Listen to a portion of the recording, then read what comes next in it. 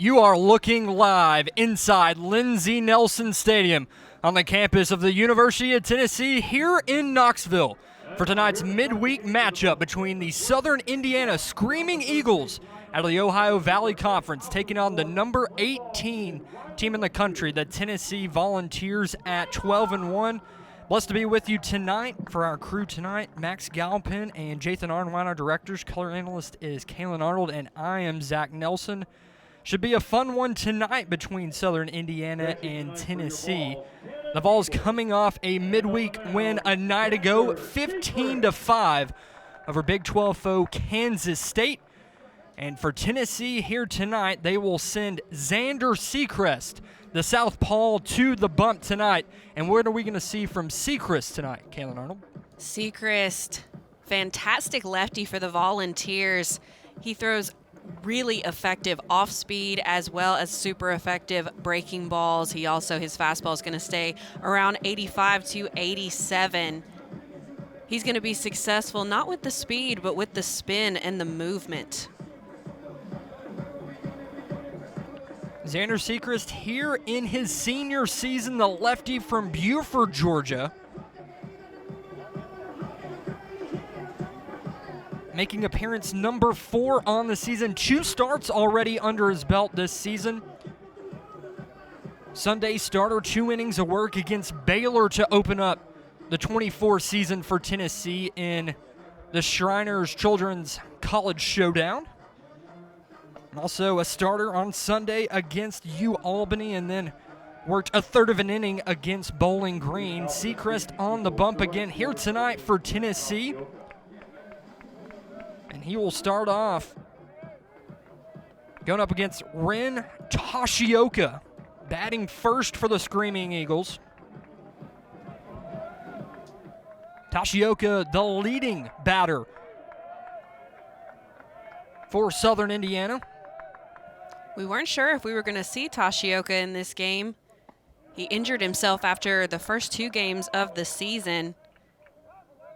He was batting .400, which is pretty great, so I'm sure the team is happy to have him back.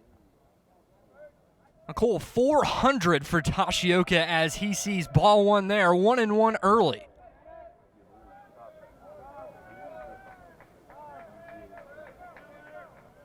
Toshioka stands in and sees that one line right back up the middle, and Christian Moore ranging to his right. Toshioka slides, and he's safe.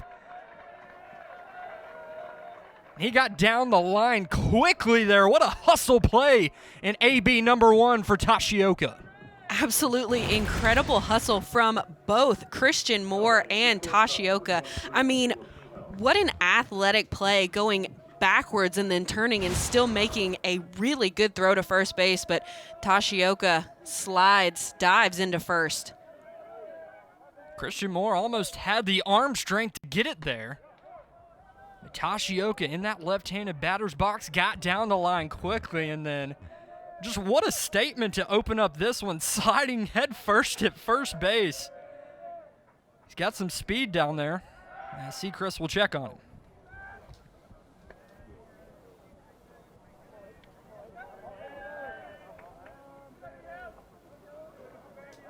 Batting second for Southern Indiana, Caleb Niehaus. He'll play shortstop today.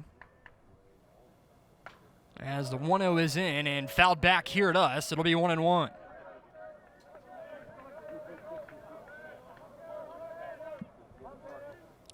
Southern Indiana, located in Evansville, Indiana. About 5 hours away from us here in Knoxville. If you're looking at a map, about 2 hours west of Louisville, about 2.5 hours north of Nashville. School now in their 2nd season in Division I college baseball. As mentioned, now in the Ohio Valley Conference. They lost in round 1 of the conference tournament last year as Niehaus hits that one back to the screen. I'm sure it was a big adjustment for these players going up into Division I. It's a big change, so I'm sure they had several mental things that they were working through, physical things, and Tashioka will try to get second, but he is thrown out. Looks like Sechrist caught Tashioka leaning just a tad off first. Blake Burke calmly throws it down to Dean Curley, who politely taps him on the head for out number 1. More on Dean Curley coming up. He had himself a night, the freshman phenom, at the dish a night ago, as that one is swung on and missed. Strike 3, the first strikeout tonight for Xander Sechrist. Now batting the designated hitter, number 32, Tucker Ebest. Number 32, Tucker Ebest, will step to the plate for Southern Indiana. 2 outs quickly here in the first, after Tashioka reached on the infield single. Pick off, and now just 7 pitches in, the 8th upcoming from Sechrist is swung on and missed, 0-1.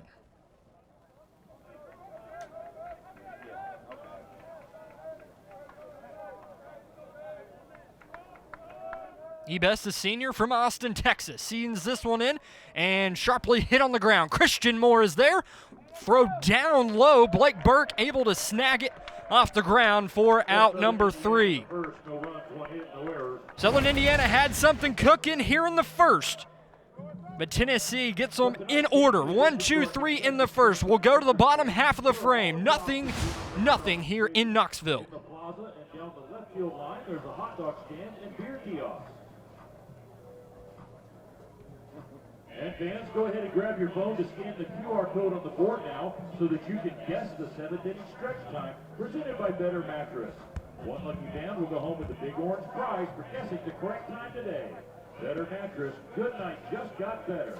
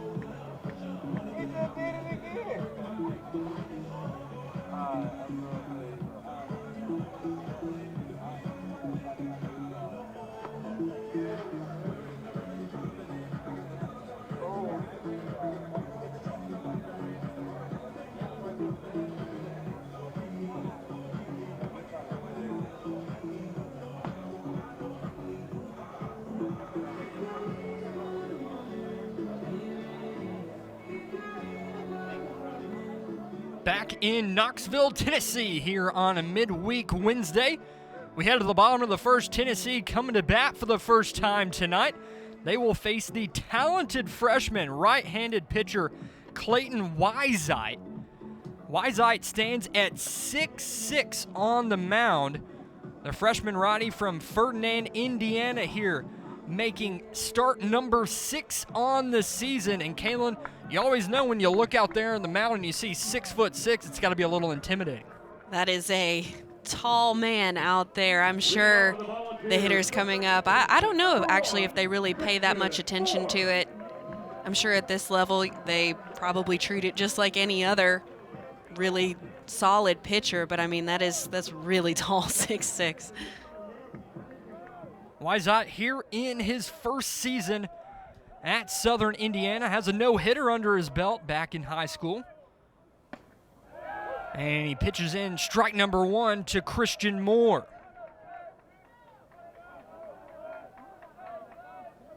Christian Moore, without a doubt, one of the leaders on this team here in his junior season. The second baseman from Brooklyn, New York, sees that one skid by. 2024 Golden Spikes Award preseason watch list. Preseason All-SEC second team. He is just one of the plethora of bats that Tony Vitello can throw out on any given night. He's having a heck of a year so far, defensively and offensively. I mean, we saw him almost make that incredible play at second base earlier in the game. Also, hitting-wise, I mean, he hit a home run yesterday, and that's what he's been doing. He's leadoff, but he's also known for his power. He does a great job at hitting the long ball, but then also seeing a lot of pitches and getting a lot of information back to his teammates. So he does a great job in the leadoff position. You mentioned seeing a lot of pitches. That's exactly what you want to do as a leadoff batter. Just get on base. He's got 11 walks as well this season, batting .383 for the Big Orange, and he'll line that one up the middle. That's the second baseman fielding it to his right and firing over to first for out number 1. Layden Crowden on the out, and will retire Moore here in the first. It's a really tough out, but nice job by Crowden making that play for his pitcher, getting the first out.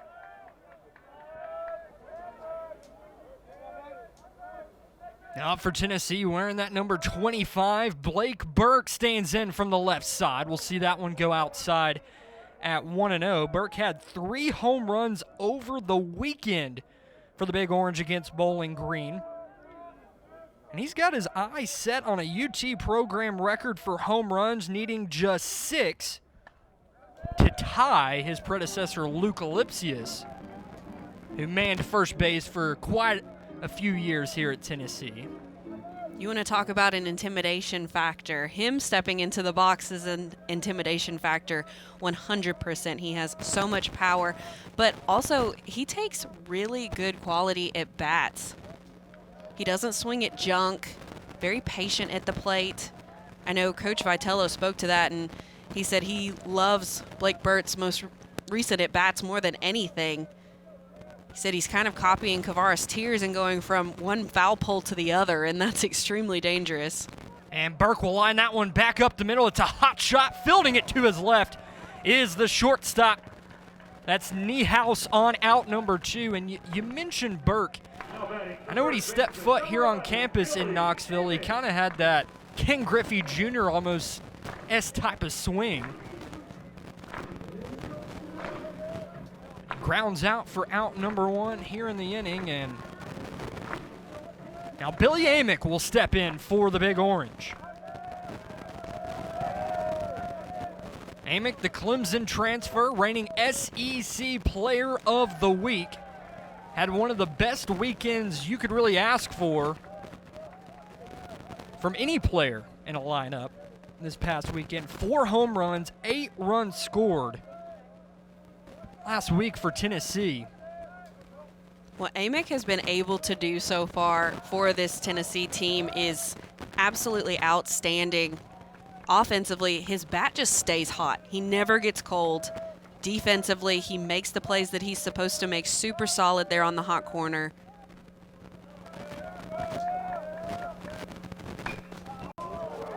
That one lined sky high into the outfield, calling off everyone is the center fielder, Thompson Allen, for out number 3. Clayton Weisheit comes in, watches Tennessee go up 3 up and 3 down. We'll move to the second, 0-0 in Knoxville. Number 25, Blake Burke. Well, Nathan Caldwell's about to test their knowledge from the plaza down along that first baseline. He's going to need your help to spot the lie in today's 2 Truths and a Lie challenge. If Nathan can answer correctly, walks away with a Big Orange prize. All right, here we go. Which of the following is the lie? Does Blake Burke know sign language? Can he really do a backflip? Or can he actually play the saxophone? What do you think? Can you spot the lie? Dan's helping out on this one. Backflip. Your guess is backflip, and you got it correct. Blake cannot actually do a backflip. Congratulations. Thanks for playing tonight's 2 Truths and a Lie challenge, Nathan. We hope you enjoy the rest of tonight's game.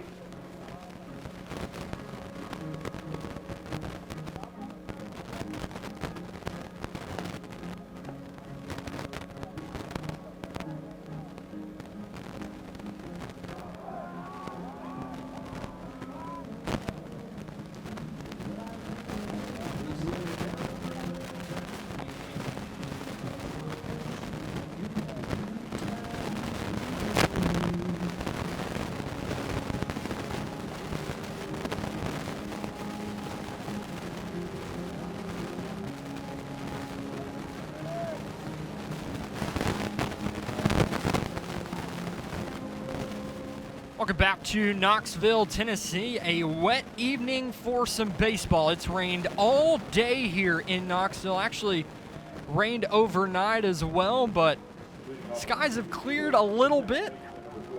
We're able to get in a baseball game tonight here on a Wednesday night in Knoxville. Thankful to be with you here tonight. Kalen Arnold, Zach Nelson here with you. Tennessee 5 games this week. One against Kansas State last night as Croden squares to bunt, and it'll run foul. Southern Indiana here tonight, and then they will host the Illinois Fighting Illini this weekend for 3 games here at Lindsey Nelson Stadium. So plenty of baseball on the docket here in March for Tony Vitello's squad.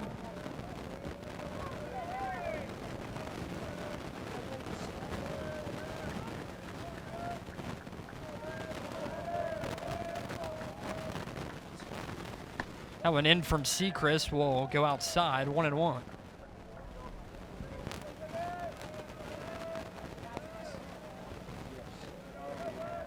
Sechrist is someone who the coaches have looked for as potentially that Sunday starter. We've seen him come in that slot a couple of times now, but still not 100% for sure if that's who they've decided to go with. We've seen a few people in and out, and I don't think that that spot has really been solidified yet.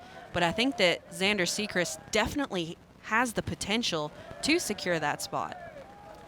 That was really a question for Tony Vitello, I believe, coming into this season is who's going to be your Sunday night guy? And Sechrist, he's gotten 2 Sunday starts already this season. He's typically been the midweek starter for Tennessee as he gets strikeout number 2 there.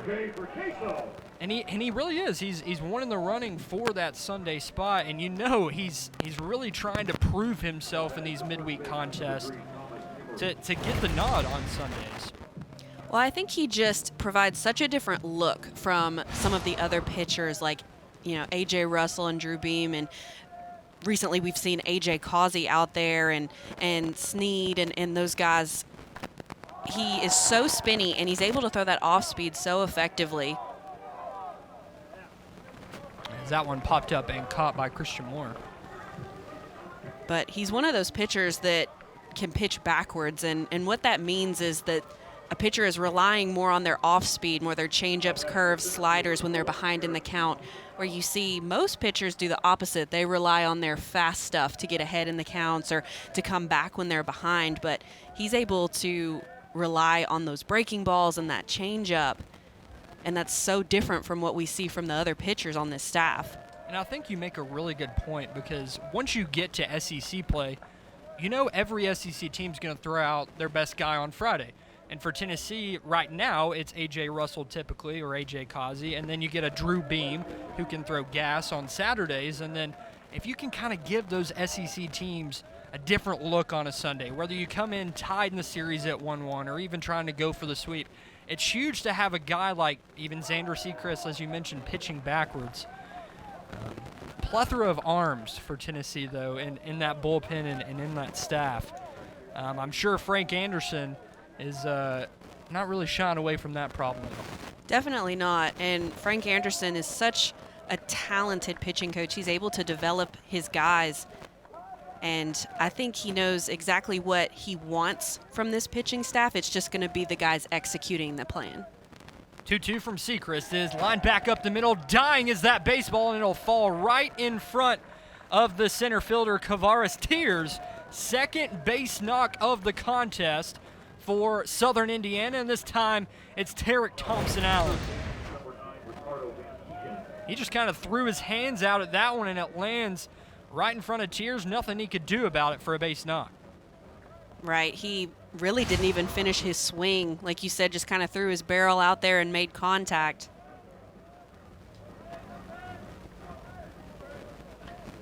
Thompson-Allen, one of those leaders on this team for Tracy Archuleta here in his 18th season. Thompson-Allen over there at first, the junior from Sioux Falls, Iowa.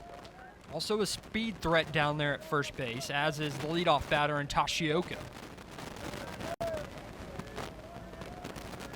And now Southern Indiana will do way for Ricardo Van Grieken.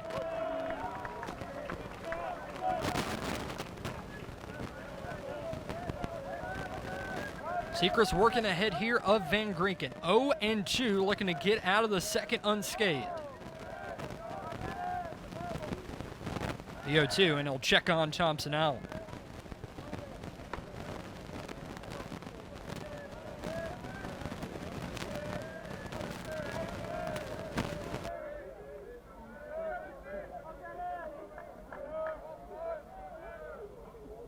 And he'll check on him once more. Sechrist again recorded a career best 2 assists in his season debut for Tennessee against Baylor back on February the 18th. Got those 2 innings of work.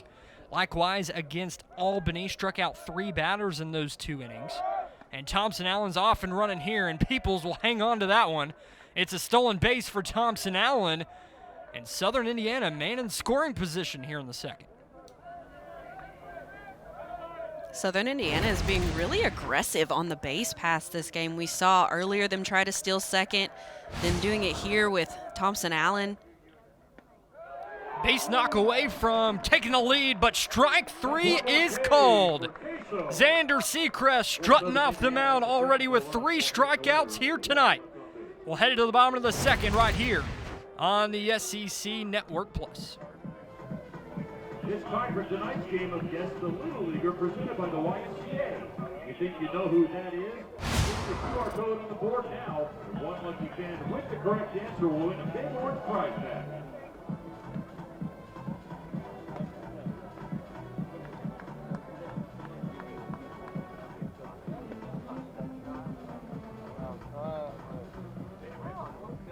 I liked it on that side. Yeah, I like the black mat building.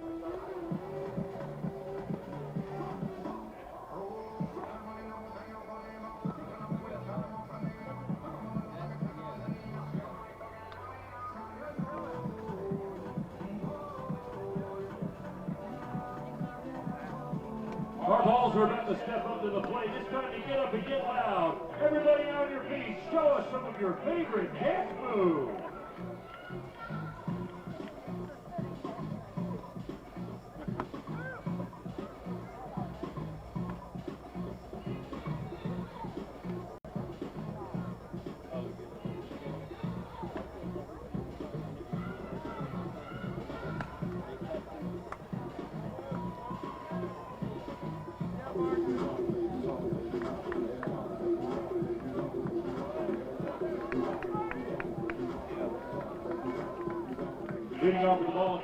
Back in Knoxville, Tennessee, 4, 5, and 6 due up for the Vols after they went 3 up, 3 down in the first. Clayton Weisheit back on the mound for Southern Indiana, and he will face Kavaris Tears to lead off, leading this team at 4-10, and he'll see that one sneak by. It's 1-0.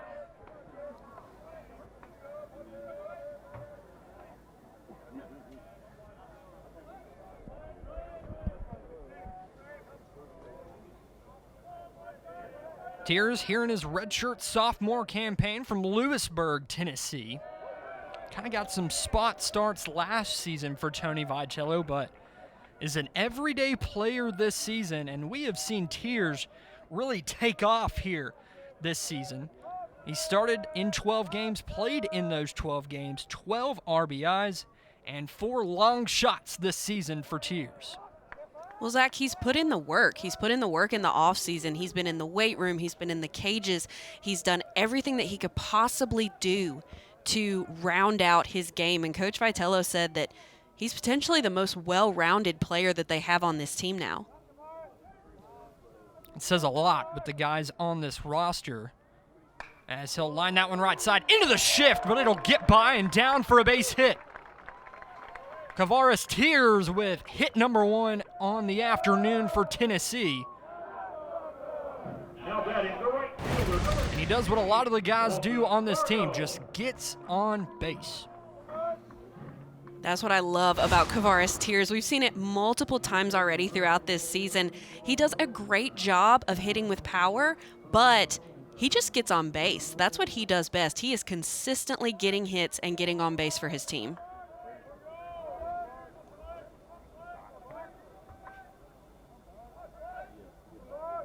That'll do way for another sophomore in this lineup for Tennessee. Dalton Bargo will step to the plate. 385 hitter. 6th start this season for Tennessee. Bargo, one of those talented underclassmen for Tony Vitello. Tennessee actually goes 4 sophomores in a row, 4 through 7 spots today in this lineup. It'll go Tears, Bargo, Dreiling, and the transfer Cannon Peebles for Tennessee.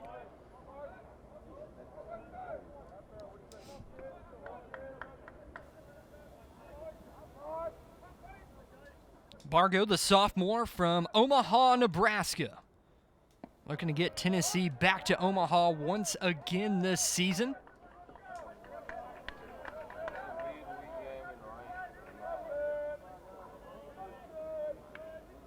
Really felt like Tennessee had an outside chance to get to Omaha last season, but they ran through the Clemson Regional and then the Hattiesburg Super Regional and made it back to Omaha again this season. Bargo will roll over that one. This could be 2 for Southern Indiana.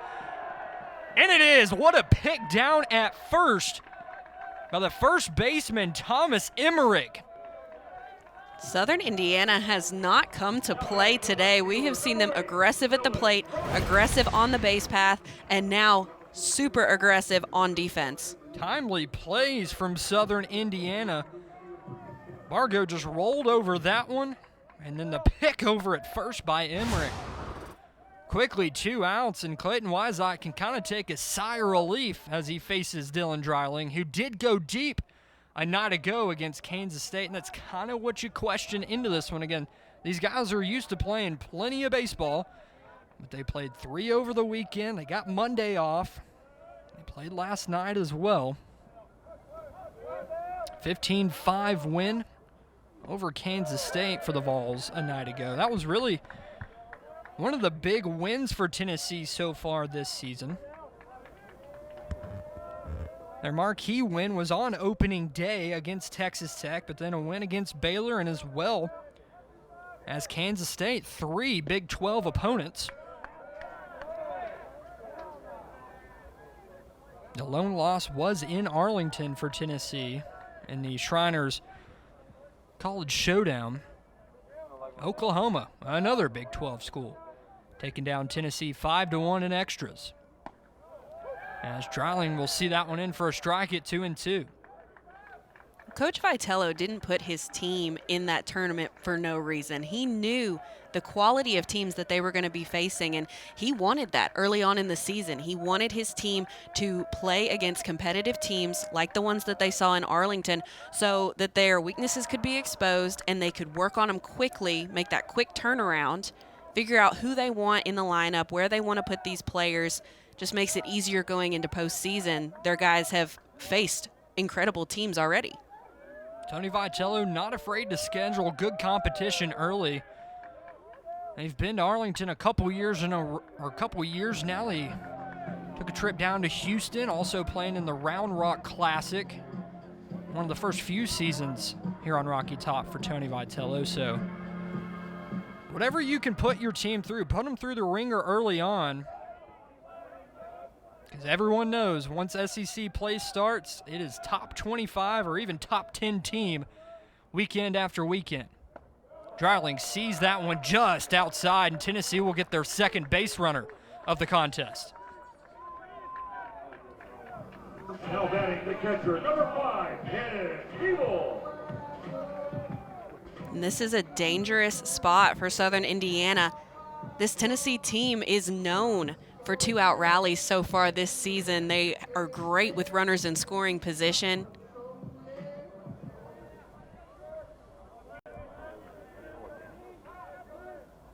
A tough couple of batters to face here if you're Weissite. Peebles, the transfer from NC State, and then, oh yeah, the kid that hit 3 home runs last night. And Dean Curley on deck. Peebles kind of struggled off to begin the season, but you look up and you see he's batting .361. He has settled in nicely for this Tennessee lineup. You'll see that one in for a strike, and quickly Weizot ahead in the count 0-2.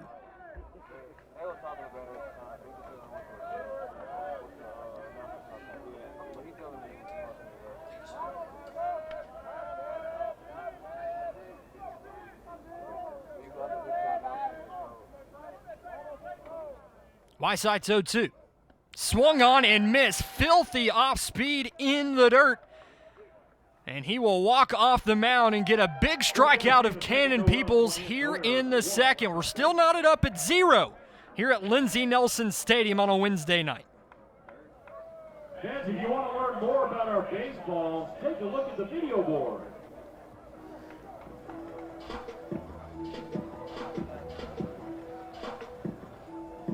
What's your favorite artist?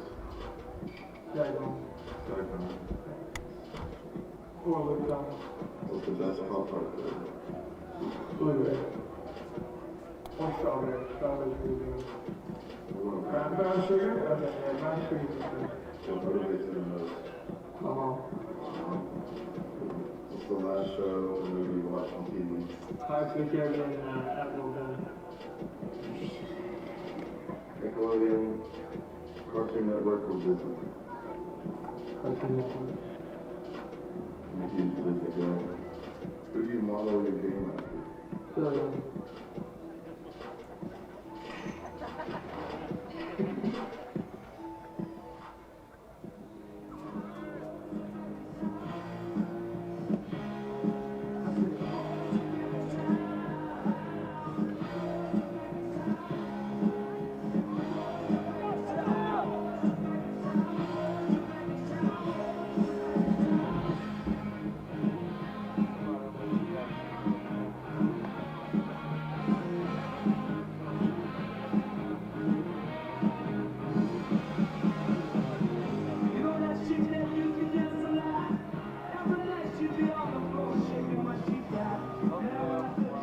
We move to inning number 3 here in Knoxville. Still 0-0 on the scoreboard. Southern Indiana and Tennessee here on a Wednesday night. Xander Sechrist now in on his 3rd inning of work. He will face 8, 9, and 1 in the Screaming Eagles offense.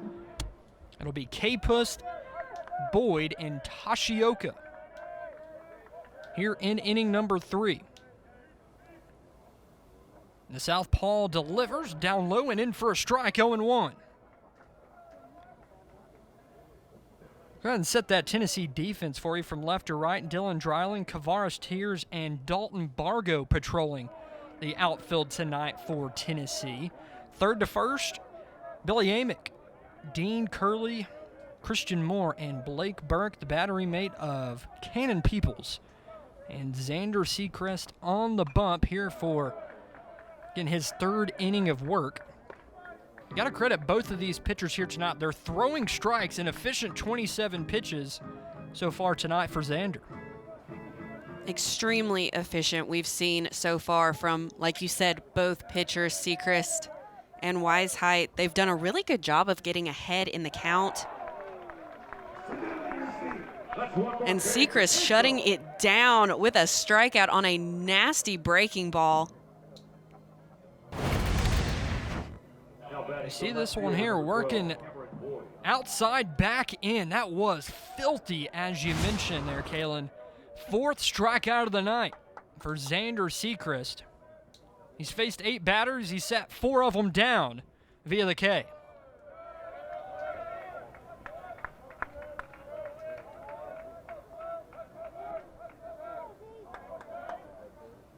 Now face number 12, Cameron Boyd, batting 9th today, the left fielder. And rolled an inside strike at 1-1. 231 on the season is the average for Boyd. He started in all 11 games.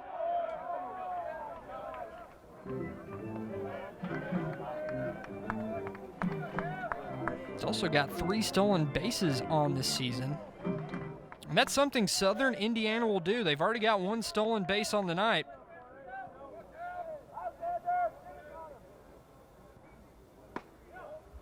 As that one runs outside. They're 22 for 23 on stolen bases. So if you get on base, Screaming Eagles are going to run.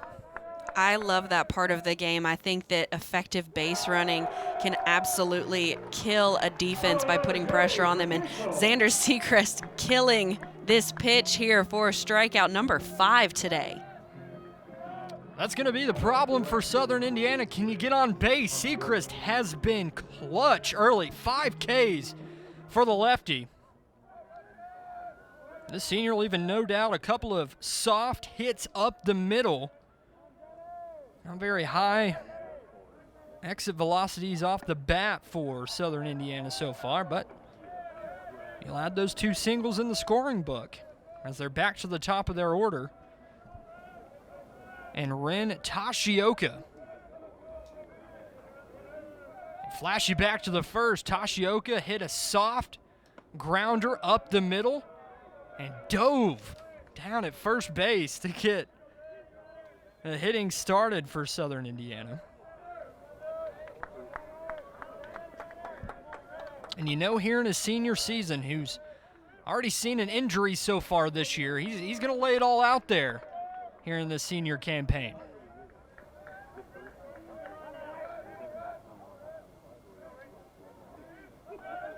Sechrist just 36 pitches in, number 37 on its way in the 2-1. Just outside.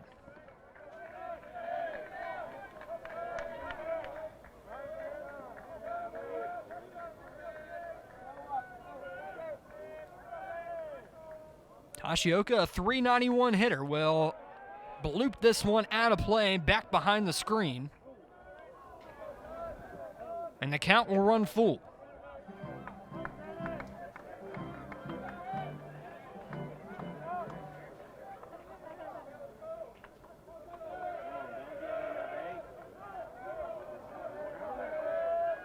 The pitch is upstairs, and Tashioka has got on base for the 2nd time tonight.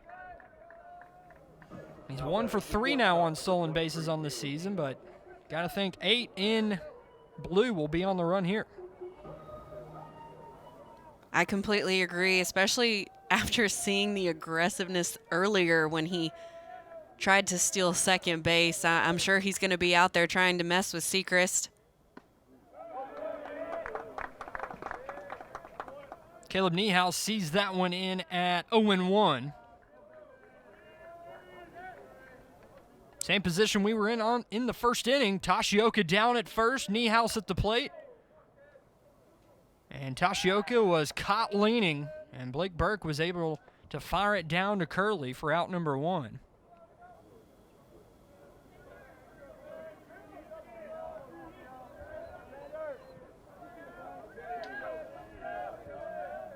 The 0-1.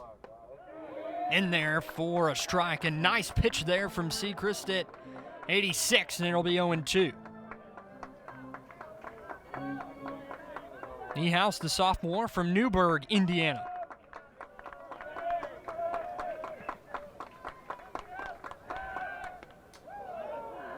That one almost got away from Burke, Tried to fool Tashioka on that one, I believe.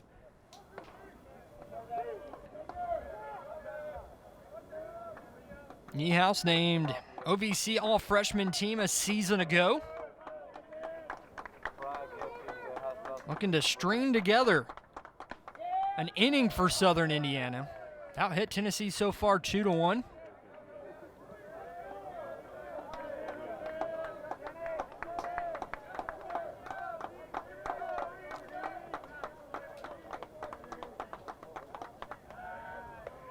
And you can tell Sechrist's a little worried about Tashioka down there at first base. He's definitely paying attention to him. He's not letting him get too far.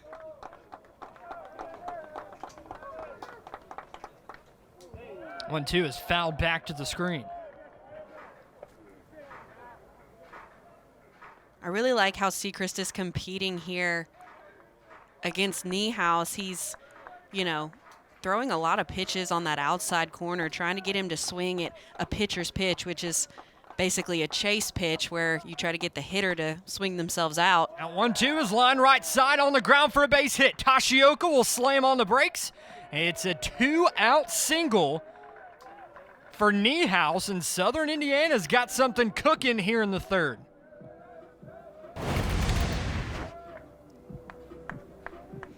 There's the phrase, you hit them where they ain't. And that is exactly what Niehaus did. Moore shading up the middle and laces that one right where the second baseman would typically be.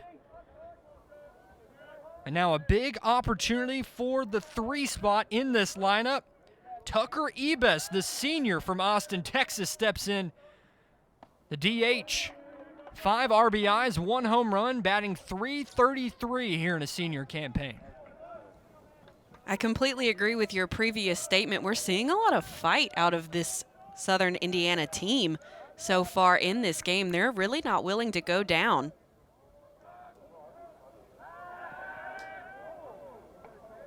Sechrist will have to throw this one down. You got to give the edge to the pitcher here, especially on a lefty-on-lefty matchup. Christian Moore shading pretty much right where the second baseman would be, but he's standing on the outfield colored grass, as the turf is, and Dean Curley's going to call everyone off here and make the grab for out number 3. Southern Indiana gets 2 on, but they leave them stranded. We'll head to the bottom of the 3rd. Tennessee looking to get some runs on the board. Hey, it's time for our walk-on winning inning. The first hit by the Vols will get 1 lucky fan a walk-on gift card. The bigger that hit, the bigger the gift.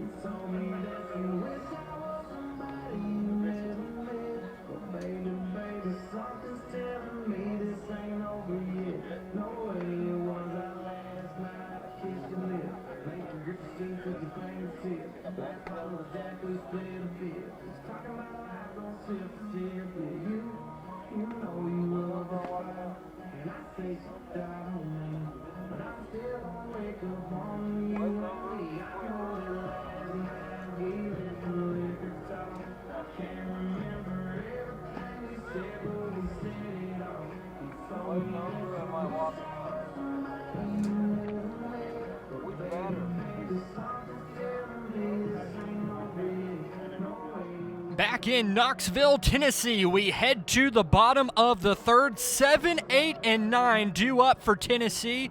And in the 7th spot, it is the freshman phenom, Dean Curley. And have yourself a night, Dean. 3 home runs for Curley last night. A 3-run shot followed up by a 2-run shot. And he actually led off with a grand slam. Curley, 9 RBIs last night, tied a Tennessee program record. Freshman UT record as well for Curley.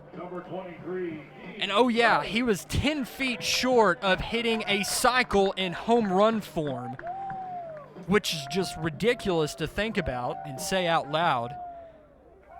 So Curley, who is red hot, will step in. 348 on the season, 6 home runs, 17 RBIs. And that was one of the question marks for Tennessee coming into the season is who's going to be our starting shortstop? I think Curley answered that question. I agree. Give it to the kid with the hot bat. It's amazing seeing what he's able to accomplish so far in his freshman season.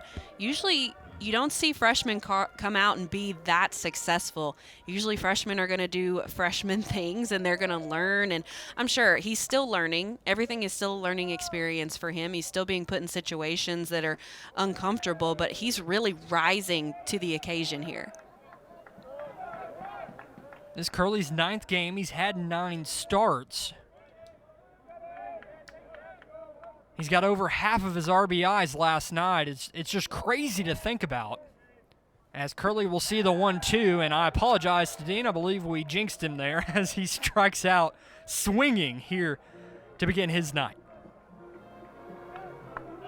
Well, this is a game of failure, right? Baseball. You're going to have nights where you hit 3 home runs, almost 4, and then you're going to have nights where maybe you strike out here and there, and that's just part of it. You've got to be able to accept that failure and move forward.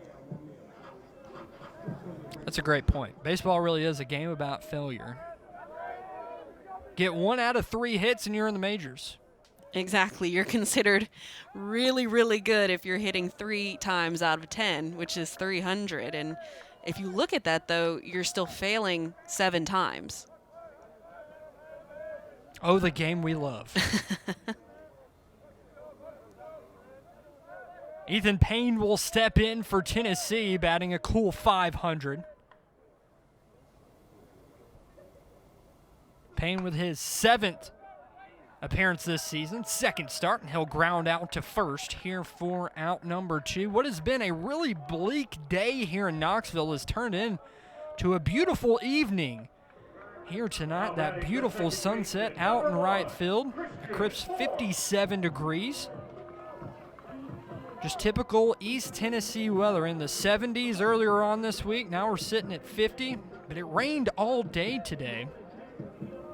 It's humid out there, but it is beautiful here tonight. As we're back to the top of the order for Tennessee, Christian Moore will step in and wave at that one. It's 0-1.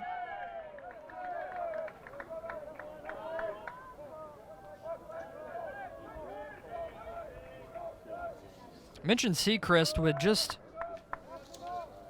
48 pitches in tonight, working efficiently. And oh yeah, the starter for Southern Indiana, Clayton Weisheit, 38 pitches, 2 innings gone in the 3rd.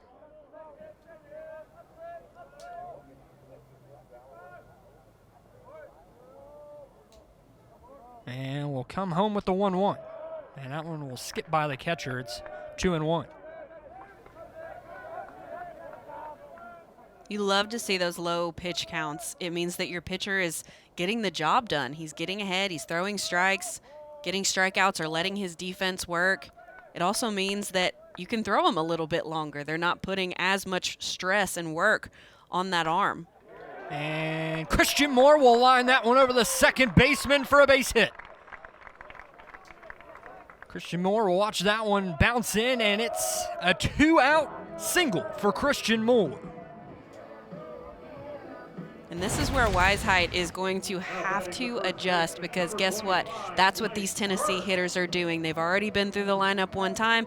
Now Christian Moore is coming back up, and he's ready. He's made his adjustments. He knows what his plan is, so Weisheit is going to have to adjust as well. They've seen Weisheit already once, as you mentioned. Good call there, partner. It's going to be tough dealing with this Tennessee lineup a second or even a third time through, as that one's a quick check down at Moore at first. Now Blake Burke will step in. Talked about Curley's bat being red hot. So is 25 in these pinstripes for Tennessee, as that one is lined to the second baseman and grabbed on a line. Lane Croden hit right at him, and he makes the grab for out number 3. Christian Moore will be retired there at first. Good reaction time from the second baseman. We'll head to the 4th here in Knoxville. Christian Moore single. That one, Blair Quinn, a $10 gift card to walk on. Congratulations and thank you for supporting your ball. As we're still taking entries for tonight's game of Guess the Little Leaguer presented by the YMCA. If you think you know who that is on the board, scan that QR code now. Remember, one lucky fan wins a big orange prize pack with the correct answer.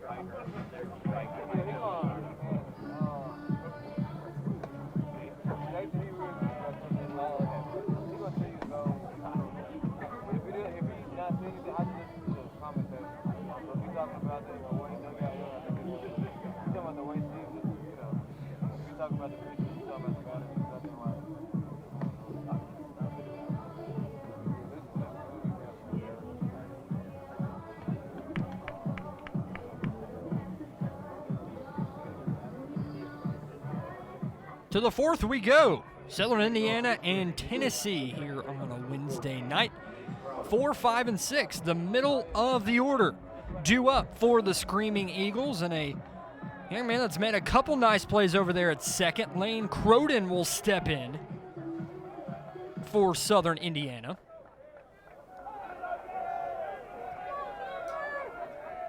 Croden happy to be back on the field here this season. Number 14, the junior, suffered a broken collarbone on opening day last year for Southern Indiana. That season cut short. Transferred from Three Rivers Community College. So happy just to have a healthy season so far for Croden. He's made a couple nice plays down at second. And I'll see the 0-2 in from Sechrist, trying to work quickly here in inning number 4. And that's strike 3 called. Xander Sechrist, have yourself a night. Strikeout number 6 for Z on the mound. Xander Sechrist is shoving tonight. He is having a game. Beautiful pitches from Sechrist tonight on all aspects. I've loved his fastball. I've also loved his breaking ball. And so Dylan here low, 1-0.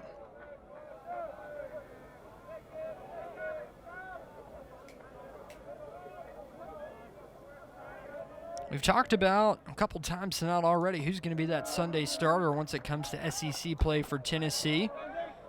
Well, here in a senior season, Xander Sechrist out there putting on a performance. Kind of a tryout here for Sechrist back in his usual midweek starter position, as that one is lined and out of play. One of my favorite things about Sechrist and his game is his position on the mound. Like, he comes out and he has a lot of confidence, and he even spoke to that. He said that this whole pitching staff is very swaggy. They have a lot of swagger, and he said out of all of them, he's the swaggiest, and I actually agree with him. I see a lot of confidence. Holy cow, another strikeout from Sechrist. Strikeout number 7 from Xander Sechrist. And you got to think about it. If he calls his pitching teammate swaggy, does he consider Frank Anderson swaggy as well? That's the big question. You know, I think you would have to, because he's the leader. So I would say he's got to have a little bit of swag about him. He's the leader of the swaggy bunch. Anytime you see Frank Anderson make the brisk walk out to the mound, it's a swaggy strut out there for Anderson. As the 1-0 comes in, and that one's another base hit. Second hit of the night for Tarek Thompson-Allen. He's got half the hits so far tonight, and Southern Indiana kind of trying to piece something together here with 2 outs in the 4th. We saw something similar in previous innings. The Screaming Eagles not wanting to go down without a fight. They get 2 outs, and then they make something happen. You mentioned not giving up with 2 outs. They're 3 for 6 at the plate tonight with 2 outs, batting .500. Lone man reached second base an inning ago for Southern Indiana. As that one is lined deeply into right field, back at the track, and the catch will be made by Bargo short of the short porch. A big exhale for Tennessee's staff as a long out number 3 is recorded.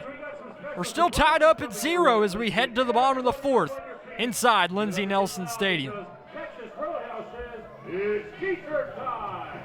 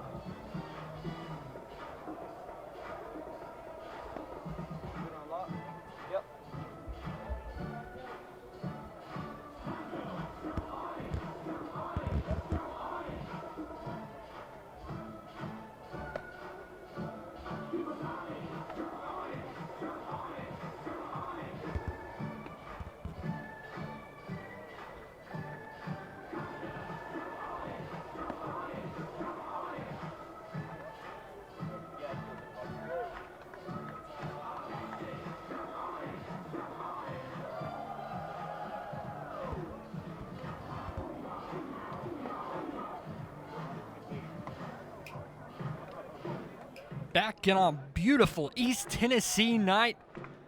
We head to the bottom of the fourth. Tennessee and Southern Indiana, 3, 4, and 5 due up in this Tennessee lineup. And it is the dangerous bat of number 11, Mr. Billy Amick, stepping to the dish for Tennessee. Amick on that preseason watch list for the Golden Spikes Award.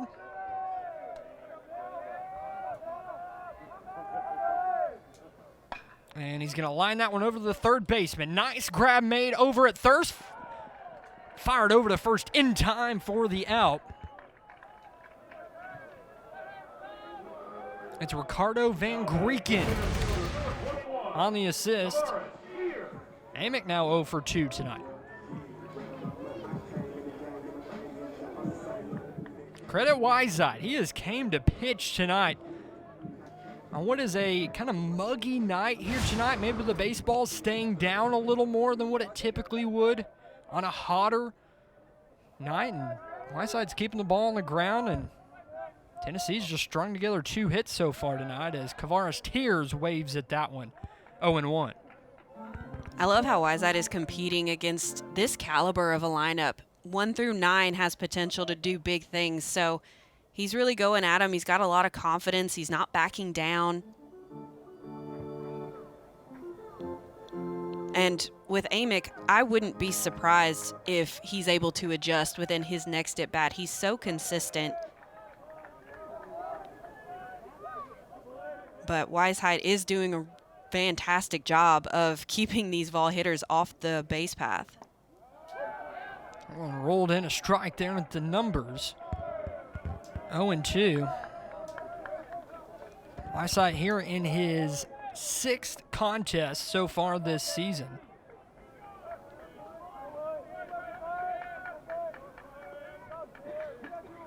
This is his longest outing so far this year.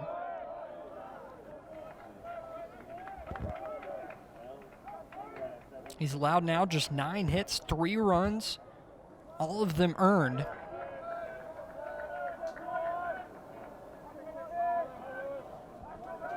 He's gotten 2 strikeouts so far here tonight. That one into Tears.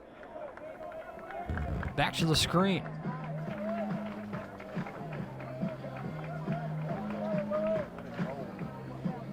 Tears 1 for 1 tonight with a single. Back in the second. Mentioned swinging one of those hot bats for Tennessee at .425 so far this year. 1-2 is outside.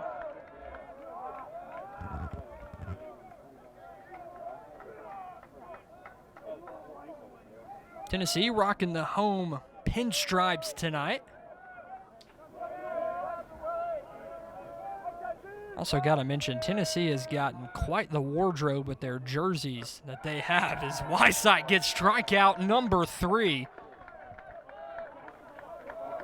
He has came to pitch tonight. Now batting the right fielder, number 16, Dalton Vargo. But the reason I bring up the jerseys for Tennessee, Tony Vitello came out and said they're getting 7 new ones next season, so curious to see what those will look like.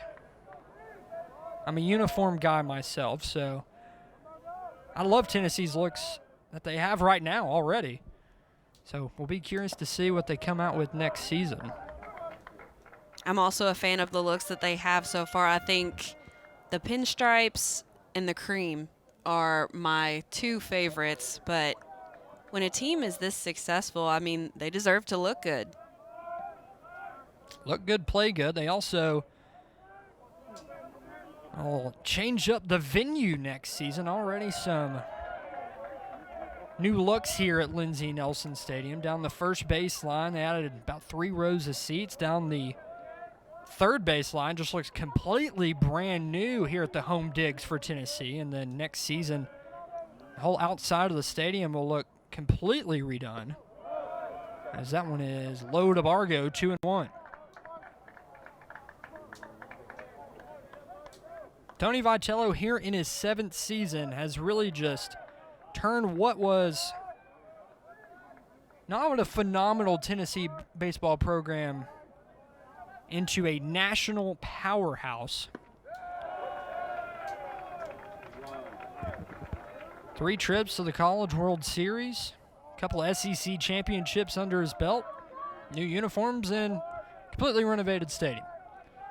Checking all the boxes as Tony Vitello. He's definitely come in and made some things happen. Just like Weishaupt there with another strikeout on the night. For Tennessee in the fourth, no runs, no hits. 2 strikeouts tonight for Clayton Weishaupt. Have yourself an evening, young man. Youngsters going up against the 8th team in the country. Not scared at all. 0-0 as we head to the 5th in Knoxville. See how you compare to number 28, Eric Combs, in today's Would You Rather question.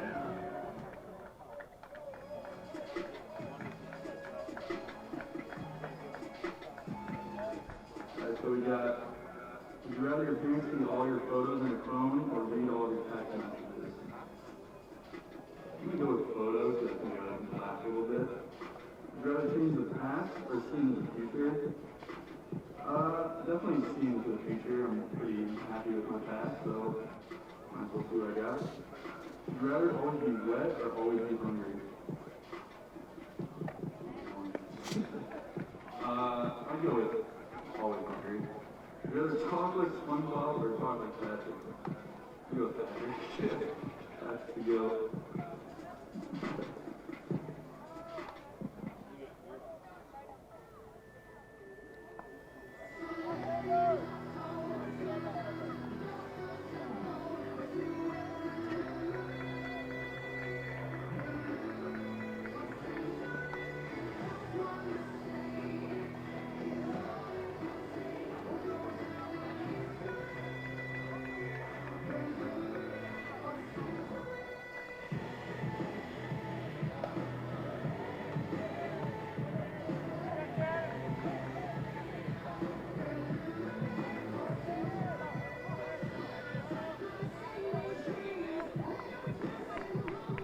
Leading off the screen, the Eagles, the catcher number 31, Tyler Capus. To inning number 5 we go. Just 6 combined hits, 0 combined runs. We've got a thriller tonight in Knoxville as we head to the 5th. Xander Sechrest back on the bump for inning number 5 of work. And he'll deal in a first pitch strike there to number 31, Tyler Capus. Capus, the senior catcher from Sellersburg, Indiana.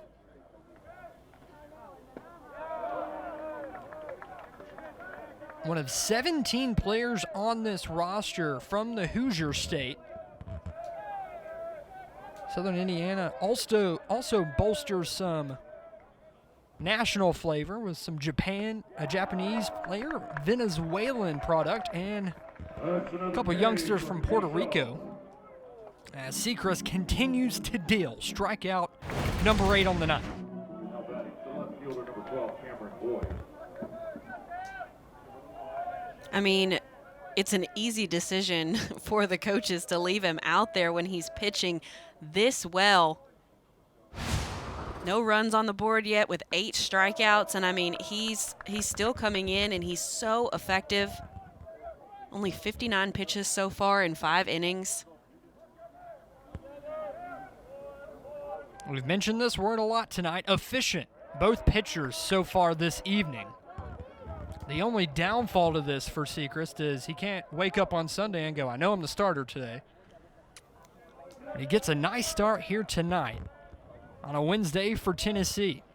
Looking to cap off the midweek at 2-0, and he gets strikeout number 9. Loses the hat in the process. Xander Sechrest is balling tonight for Tennessee. He's on fire. You know he's feeling good, and you know what that does for his teammates. I mean, they've got to be fired up for him. Hopefully fired up enough to where they can get the bats going next inning and get him a little run support. Tennessee will have 6, 7, and 8 due up in inning number 5.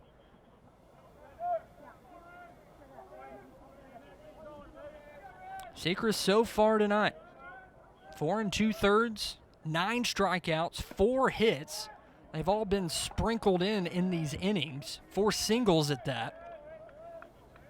But he has struck out half of the batters he has faced thus far. And one of those singles was off the bat of the man at the plate. The senior from Saitama, Japan, Rin Tashioka.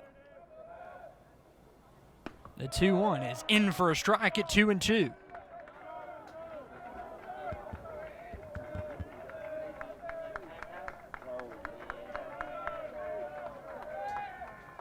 Sechrist looking for strikeout number 10. Won't get it, but rolling over that one is Tashioka. Fire over to first from Christian Moore is in time. And the Screaming Eagles go 1, 2, 3 in the 5th. Will we have any offense in this one? We'll find out next here on the SEC Network Plus and the ESPN app. Sorry, I was trying to explain the dugout right there. All nation, please turn your attention to the plaza down the first baseline. We've got Jay Beadle participating in today's higher or lower challenge. He's going to need your help deciding if the next player on the board has a number higher or lower than the current one. Jay needs to get 2 in a row right to win that big orange prize. That's easy enough. Here we go. Is the next ball baseball player higher or lower than number 7, Jake Sneed? Crowd, help Jay out on this one. Higher or lower? Higher. He says higher. The answer is 20. Hold me back if you got that right. All right, it's the next ball. Higher or lower than 20? What do you think? Higher. He goes higher. And it's number 10, Cal Stark. That's not quite right. You got one more shot at it. Is the next one higher or lower than number 10? Higher. He says higher. And it's number 9, Hunter Inslee. All right, Jay, you're not quite walking away with that Tennessee prize back. But we say thank you for participating in today's higher or lower challenge. We hope you enjoy the rest of tonight's game.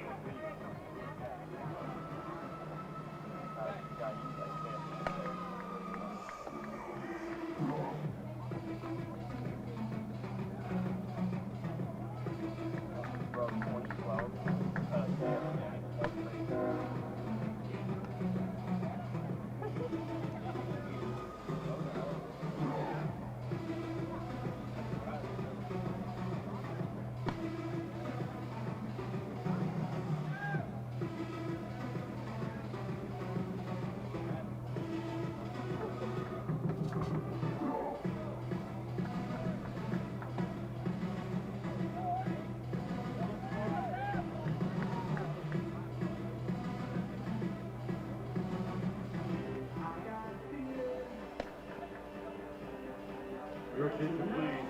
Now pitching for Southern Indiana, number 26, Travis Ward.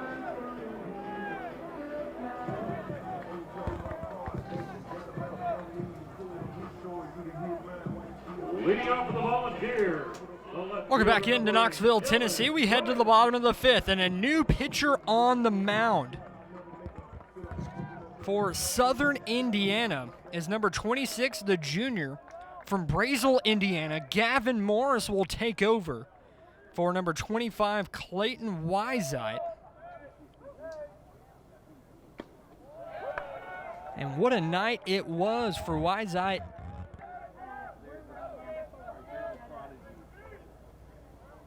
For Southern Indiana, will close the book on him as Dylan Dreiling will see this 0-1 in. That one is blooped into left field and back over the left fielder's headed off the wall. Dreiling hit that one on a rope and it just kept on tracking, and Dylan Dreiling will slide in with a leadoff double. Great hit by Dreiling, taking advantage of this pitching change. I know that it's a midweek and they want to get guys experience, but I mean, Weisheit was dealing. Weisheit comes out, and the first batter that Morris sees doubles. Wysite's final numbers: 4 innings of work, just 2 hits given up, 4 strikeouts, 1 walk. He faced the 14 batters. And of course, no earned runs for Wysite. His day is complete. Got to tip your cap to 25 and blue from Indiana. He had a great outing tonight against one of the most dangerous offenses in the country right now. As now Gavin Morris will step in and see number 5, Cannon Peebles, step in for the Vols. That pitch right there to Peebles, I don't know if that was a strike. That was a little low in the zone for me. The 1-1. Off speed, catches the outside corner at 1-2. Morris so far this season, 10 1/3 innings of work. He's given up 12 earned runs. He's got a 10.45 ERA, 7 strikeouts to go along with 3 walks. All of his appearances have came out of the pen.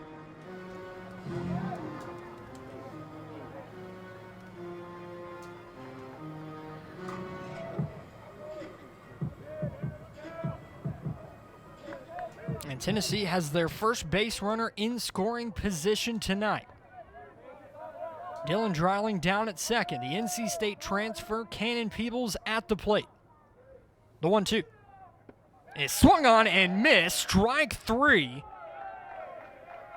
That is strikeout number 5 for the Southern Indiana staff tonight. The shortstop, number 23, Gene Curley. Last night's hot hitter Dean Curley stepping up to the plate with Dreiling in scoring position. This would be a great time for the Volunteers to start putting some bats to balls. And Dean Curley does that well. 333 average. Coming off the 3 home run night a night ago. Grand slam, 3-run shot, a 2-run shot. Freshman record for RBIs in a game here for the Vols. That pitch is swung on and missed, 0-2, as Morris works ahead of the count.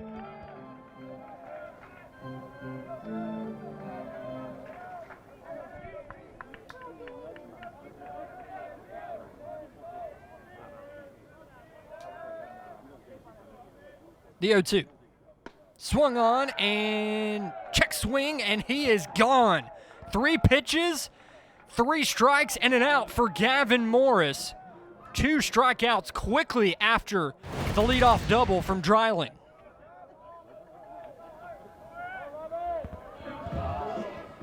Just kind of an awkward swing there from Curley. Looked like he checked, but no, he went all the way around. I think maybe he was just trying to get a little bit of a tip on that ball. I don't think he was trying to really make full contact because I don't think he really liked that pitch. I think he just wanted to stay in the at-bat, but wasn't able to make a decision soon enough or get a solid swing on it. Now Tennessee will send a new man to the plate. Down in the 9 hole, Robin Villeneuve will step in. Talked about getting on base. Robin Villeneuve does that better than anyone in this lineup. And that one is pulled a strike on the outside portion. Starting to see a little bit of a wider zone now from the ump behind the plate. He's calling some things low, calling a few pitches off the plate. It's great as a pitcher. You love that as a pitcher, but as a hitter, not so much. That one will get by the catcher and roll all the way to the backstop. Capus couldn't hang on to that one, and now Villeneuve will have a batter just 90 feet away. Looking for Tennessee's opening run here tonight.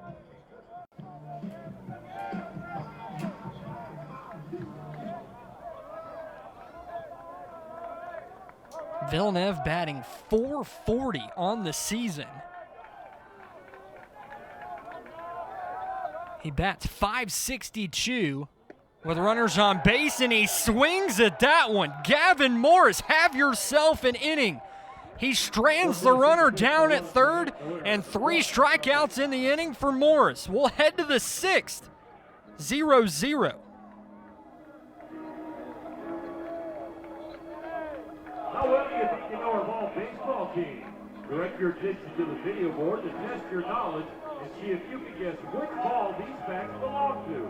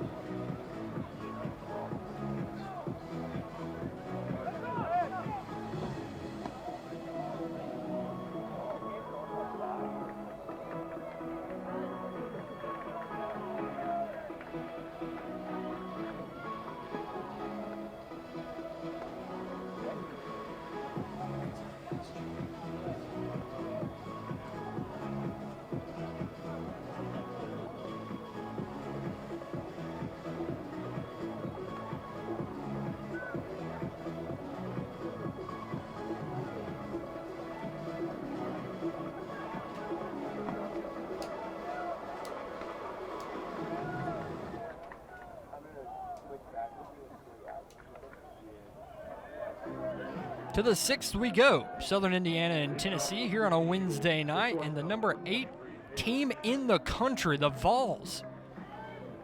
Kind of in a shocker here in the 6th. No runs across the board for either side. Southern Indiana hanging in, out hitting the Vols 4-3.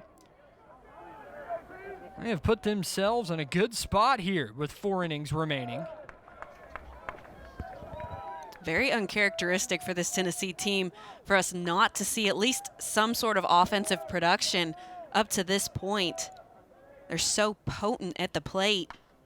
And that one is launched into the East Tennessee night, calling everyone off as Kavares Tears for out number 1. And you mentioned this potent Tennessee offense. Tennessee comes into this one on an 11-game win streak. And in those 11 games, they've outscored teams 132-35, which includes 5 run rule victories. So this is not something that we're used to seeing out of this Tennessee squad here in 2024.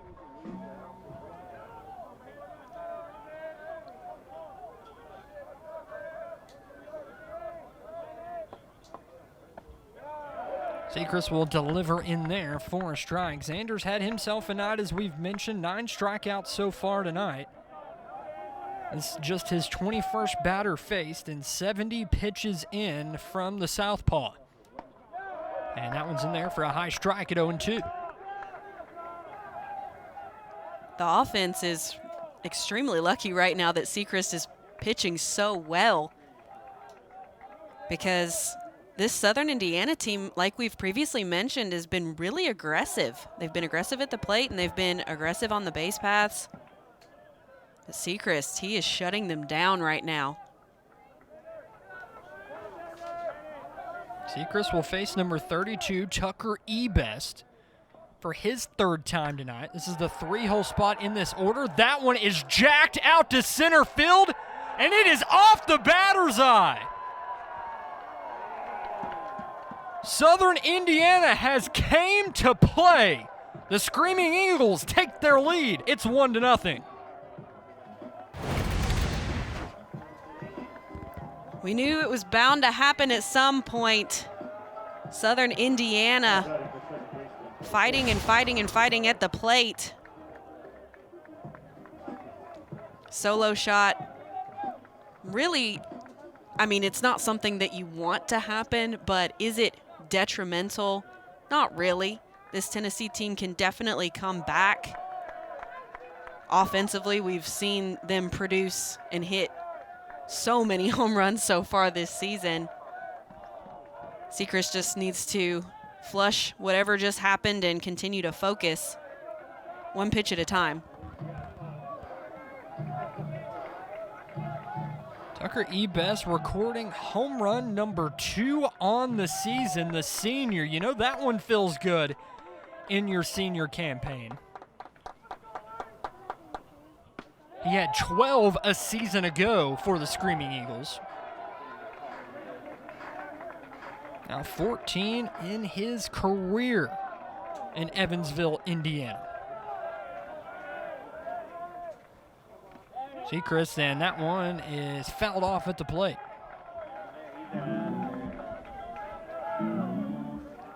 And don't get me wrong, in a tie game, the sense of urgency is there, but now you're down, so you got to feel like, okay, now we're trailing in this game. You got to think the bats will start to get going for Tennessee now as Sechrist fires in strikeout number 10 on the night. I love that response from Sechrist. He said, I don't care whatever just happened. I'm still going and I'm attacking this hitter. And now he's got strikeout number 10 on the night. They're going to be eating queso tomorrow here in Knoxville. As they say, with 10 strikeouts, whole stadium gets free queso. And it looks like that will be the night for Xander Sechrist. 5 2/3 innings of work. 5 hits, 1 run given up, but the 10 strikeouts from the senior lefty. We'll update you on the new Tennessee pitcher when you return. Southern Indiana up 1-0.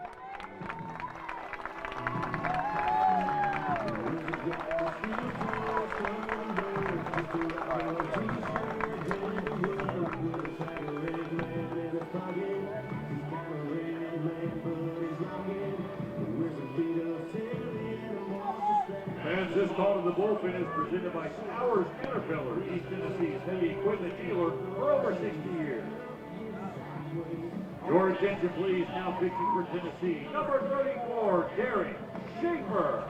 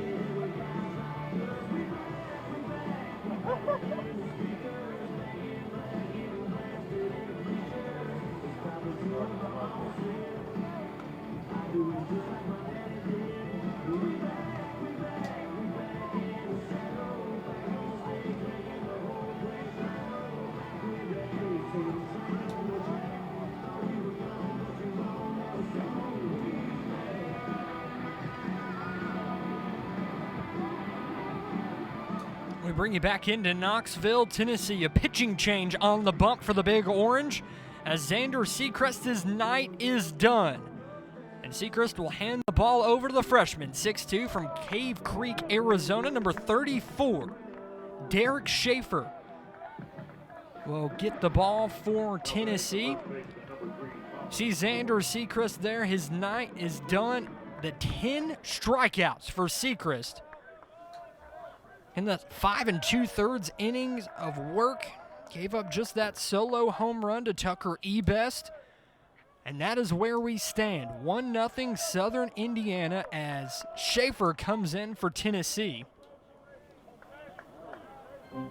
Schaefer 5 2/3 so far this season. 5 hits, 4 runs given up. He's got 5 strikeouts to 5 walks here in his freshman campaign. Xander Sechrist had a heck of a night tonight. Can't help but be proud of what he was able to accomplish. 10 strikeouts, that's his career high. His previous was 7. He did that twice last season, but coming out and just throwing a phenomenal game up to this point. That one bounced in by Schaefer at 2-1. Sechrist was efficient tonight. He just hasn't had the offense to back him up thus far. Tennessee will have 4 more innings to work with. And that one in for a strike at 2-2. Schaefer fired that one in at 92. He'll work there in the low 90s. Shakes off a pitch and finds one he likes. The 2-2. Heater. Low, and the full count will come to number 3, Thomas Emmerich.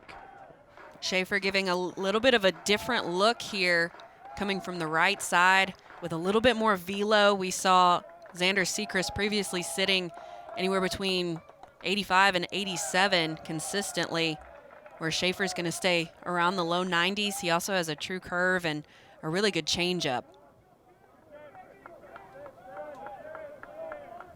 Schaefer, the freshman, he's got a plethora of pitches to work with.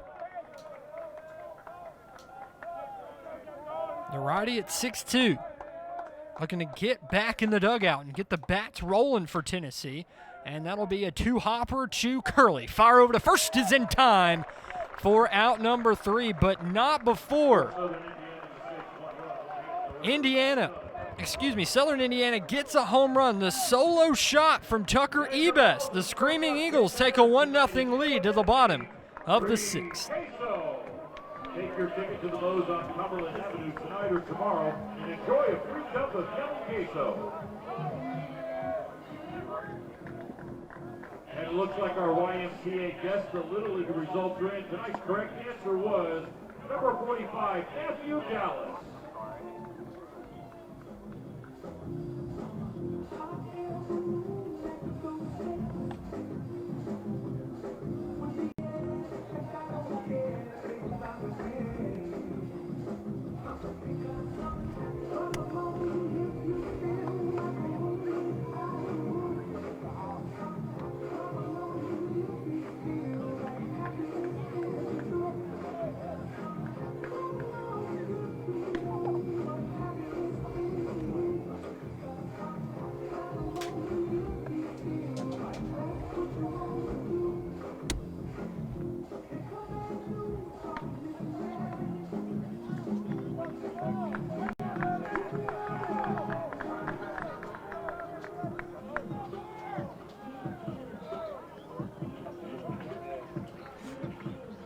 Inning number 6 we go in the bottom half. 1, 2, and 3 due up for this Tennessee lineup, who just has 3 hits tonight. One of them from Christian Moore, a single back in inning number 3. The junior looks to get a rally going for Tennessee as they trail this one here on a Wednesday, 1-0 in a midweek contest. Pitches upstairs to Moore at 0-1.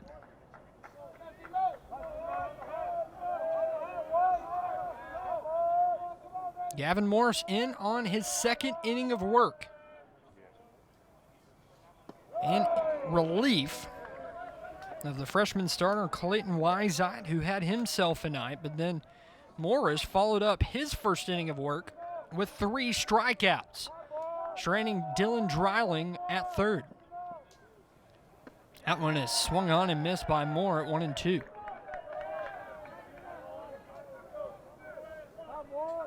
It'll be Moore, Burke, and Amick due up for Tennessee, and those are the 3 guys you'd want up if you're Tony Vitello to spark a rally in inning number 6.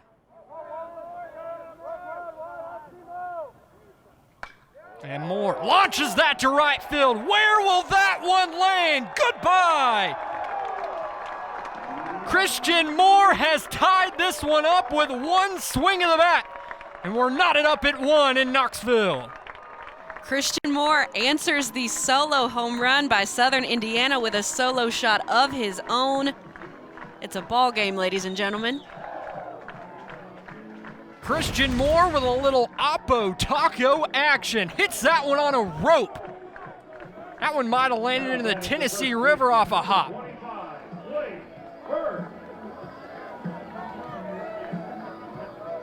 The right fielder took about 4 or 5 steps, and watch out in the right field. That bus is in the danger zone. Christian Moore.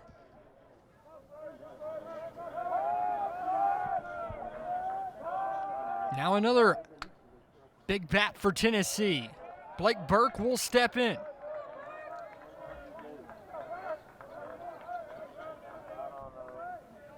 Burke 0 for 2 tonight. So batting a cool .333 on the season. That went outside at 1-1. We are here in March, so figured got to mention a little bit about basketball. Both of these two teams' men's basketball programs in action tonight. Southern Indiana and Tennessee State will do away in the Ohio Valley Conference first round, as that one will hook foul down the left field line.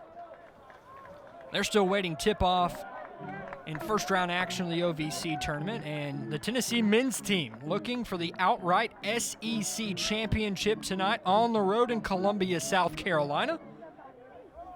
Tennessee leads that one 23-19. Jonas Adu with 8 points early for Tennessee. The 1-2, Blurt hits that one left side and foul. Got to give credit to Blake Burke. Watched quite a few of those games over the weekend against Bowling Green and then the game last night against Kansas State. A lot of what teams have done against Burke is shift over the right side, as the power bat does like to shoot a lot of the balls to the right side, but over the last 4 games when he's really gotten hot, he's shot a couple hot shots to the left side. That one's a hot shot to the right side, and it'll get down and under a glove for a base hit. Tennessee has found life here in inning number 6. Back-to-back hits for the Big Orange. Blake Burke can find confidence in his preparation. He's put in the work. Like you stated previously, a pull hitter, that ball hit to his pull side, but he's put in the work in the offseason in the cages to be able to be that oppo hitter, make him just as dangerous, being able to go foul pole to foul pole. Another hitter able to go foul pole to foul pole is this one stepping up, Billy Amick.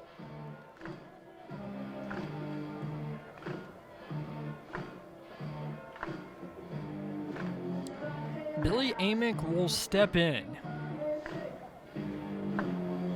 And you really watch a lot of college baseball. You really haven't seen a hitter like Amick so far this season. You've got a couple guys that Georgia and Georgia Tech, their names just slipped my mind, that have been really hot bats so far this season with multi-digit home runs, but Billy Amick has been impressive. The 19 RBIs really jumps out at you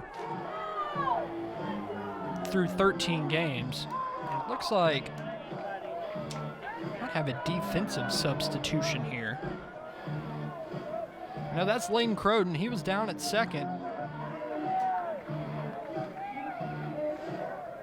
Just an equipment malfunction, maybe? And now Billy Amick will step in.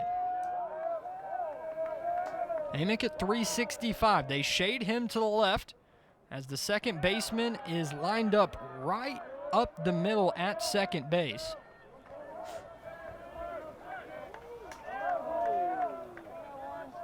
Amick, the Clemson transfer.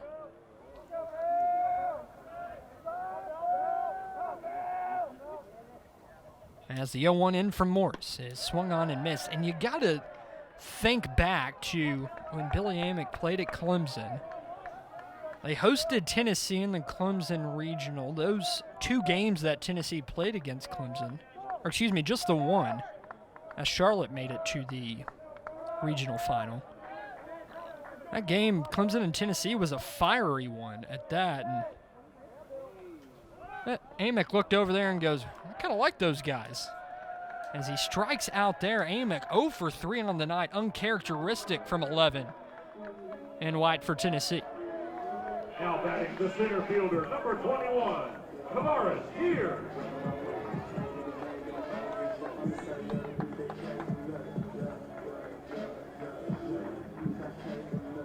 Gavin Morris has had himself a night. 4 strikeouts. Striking out some of the best bats in the nation so far. He'll face another one, the 415 hitter, Kavaris Tears. Tears with 4 home runs, 12 RBI this season, and that one will Stay just there for K-Pust. These Southern Indiana pitchers, I think they're really kind of feeding off of each other. Coming out, Weishaupt having a fantastic performance, and now Morris just riding on that, riding on those tails.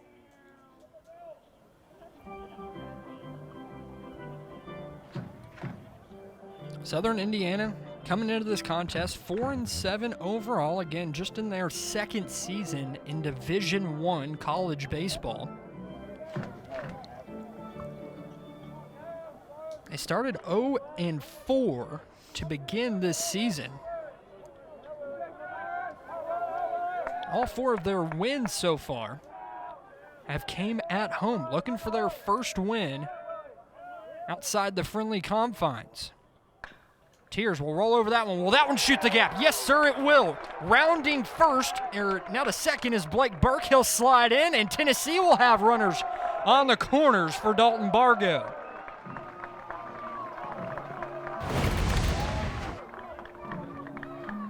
Great hit by Tears, able to advance Burke, and that's one of my favorite things about Blake Burke's game is his running ability on the base paths. He may not be the fastest guy, but he's got the base running IQ, and he is not afraid to take extra bases. Tennessee now with the go-ahead run at third base, just 90 feet away, 1 out here in the inning.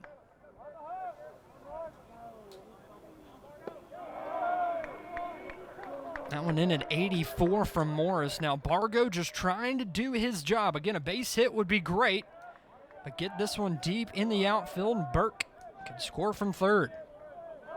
Tennessee has not led. Southern Indiana, if you're just joining us, took the lead on a solo home run in the 6th.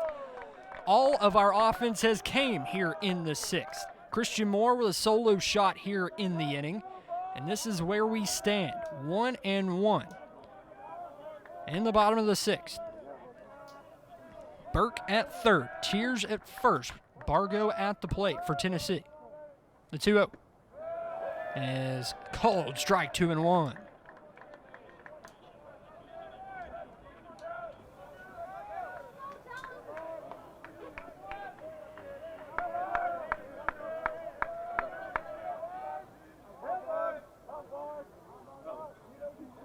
The pitch is blooped left side. That should be enough. Burke will race in from third. The throw is cut off, and Tennessee's got a 2-1 lead.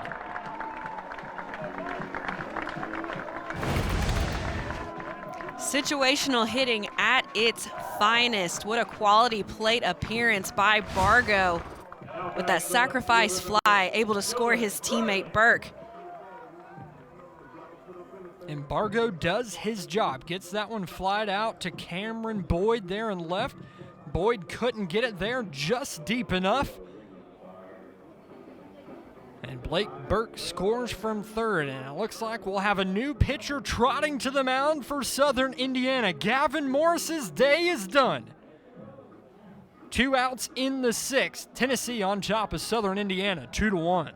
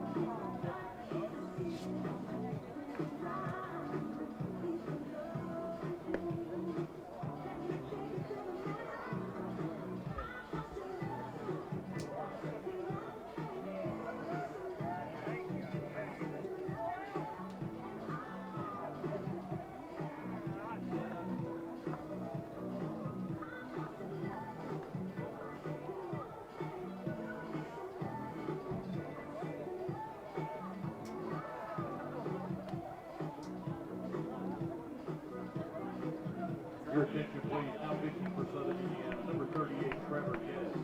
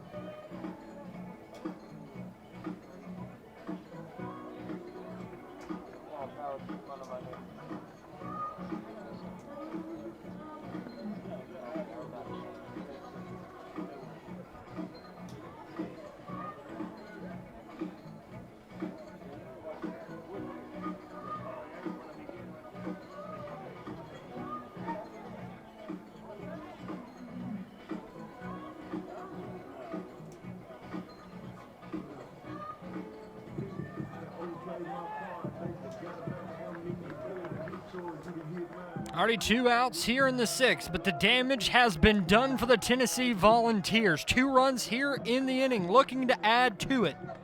But Southern Indiana will go to the pen. It's the freshman, 6'7" lefty from Louisville, Kentucky, Trevor Giddens, on the hill for Southern Indiana.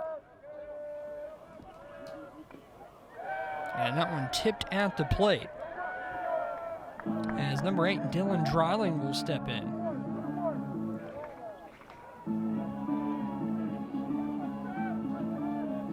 Giddens, as we mentioned, a freshman, has worked just 2/3 innings of work so far this season. He's got 1 strikeout and 1 walk.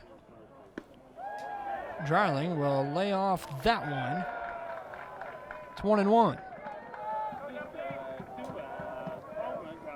They have went to the halftime locker room in Columbia. Tennessee on top of South Carolina on the hardwood, 35-24 at the break. Dalton Knecht, 14 points for Tennessee, as offense stealing his Tears. Swung on and missed, though, and strikeout number 1 for Giddens, and Southern Indiana gets out of extended trouble, but Tennessee takes a lead. We're 2/3 of the way gone. 2-1, Tennessee.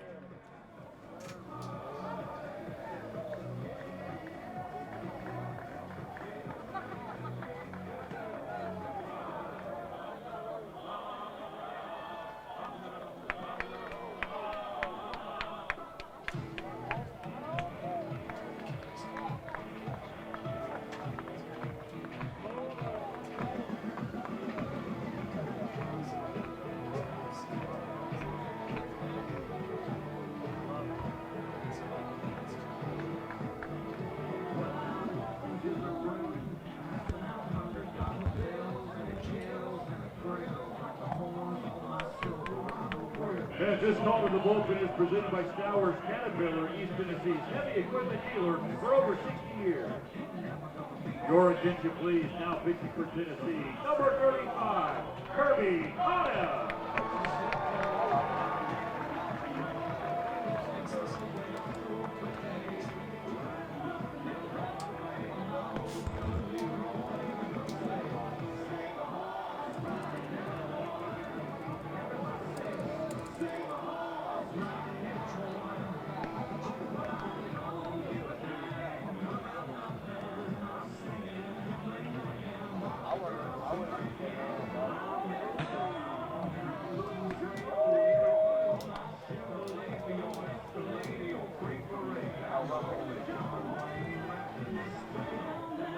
Defensively, for Tennessee, number 900, Sweeney Lawson, center field.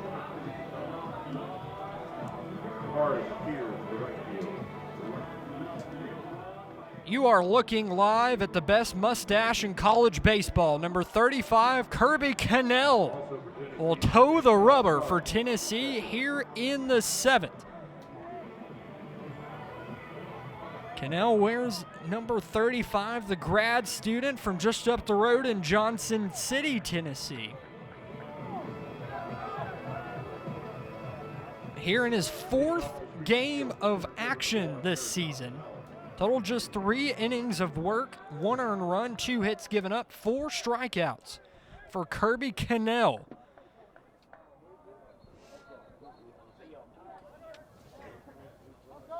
He will face 6, 7, and 8 in this Southern Indiana order. Thompson Allen, 2 for 2 today. The center fielder will step in to face Kirby Cannell here on the 7th.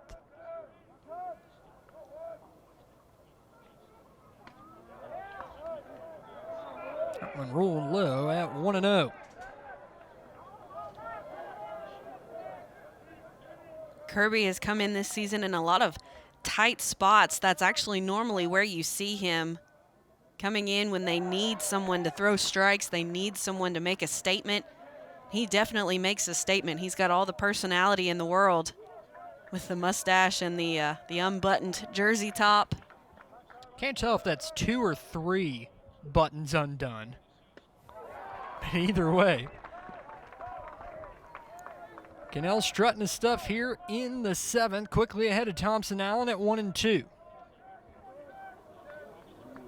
Digging the turquoise glove as well. That one's strike 3. Kirby Cannell with a punch out here in the 7th.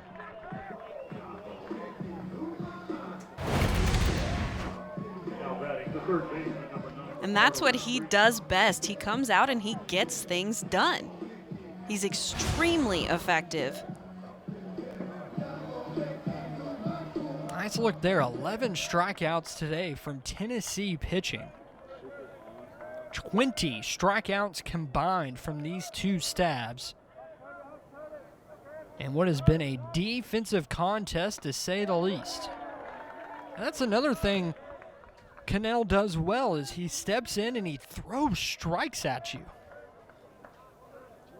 I think he's a great example to some of the younger pitchers on staff. That one lined out to tears in right field.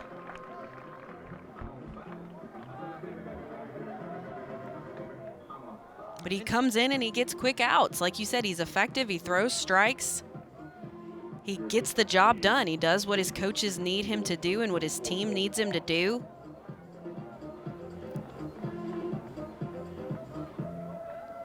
You mentioned the older classman in Kirby Cannell, the older statesman here in his 5th season on Rocky Top. 2.77 ERA, as he'll get a slow roller over to third. And firing over to first is Billy Amick for out number 3. 8 pitches, 3 outs for Kirby Cannell. He does his job and will stretch here in Knoxville as we head to the bottom of the 7th.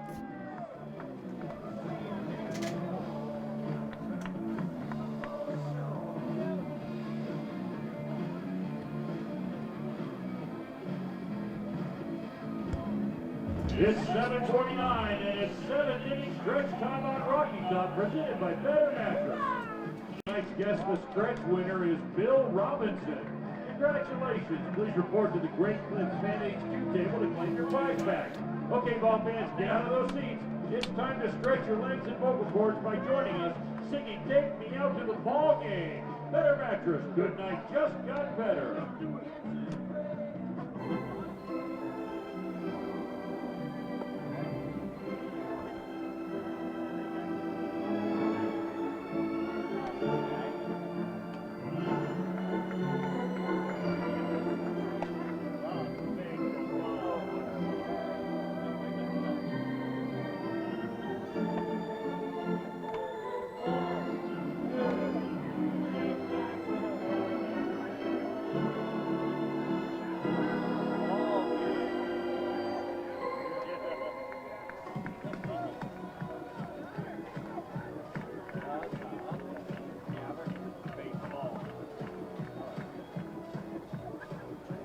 Defensively for Southern Indiana, remaining in the game is catcher number 24, Logan Moss.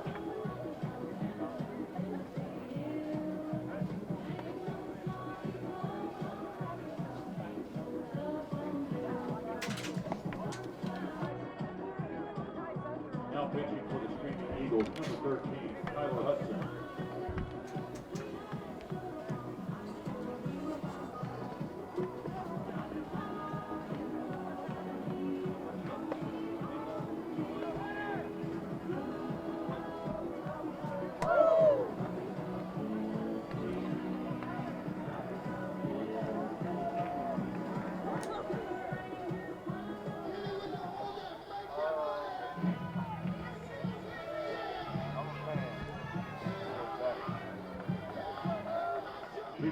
To the bottom of the 7th we go. Tennessee on top of Southern Indiana 2-1 here in a midweek contest. Tennessee will send 7, 8, and 9 to the plate. Cal Stark will grab a bat and hit for Cannon Peebles. As we've got a new pitcher on the hill for Southern Indiana. It is number 13, the junior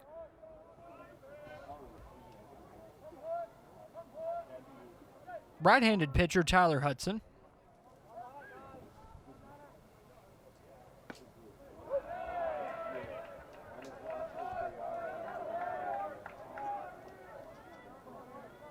Hudson comes in with a 3.24 ERA, 0-1 on the season, 8 1/3 innings of work.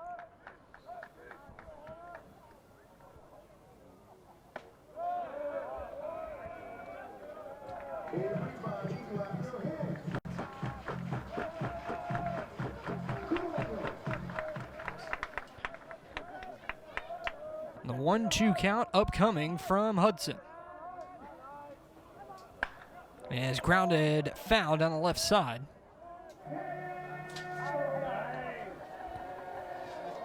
Tennessee clinging to a 2-1 lead here in the 7th. The Vols both runs coming in the 6th, as did the lone Screaming Eagles run.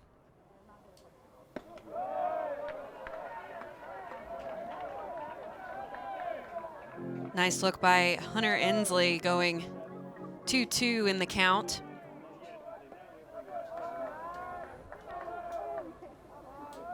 Hunter Ensley stepping in with the 2-2. The pitch is low, and it'll run full at 3 balls and 2 strikes. Ensley digging in for the first time tonight.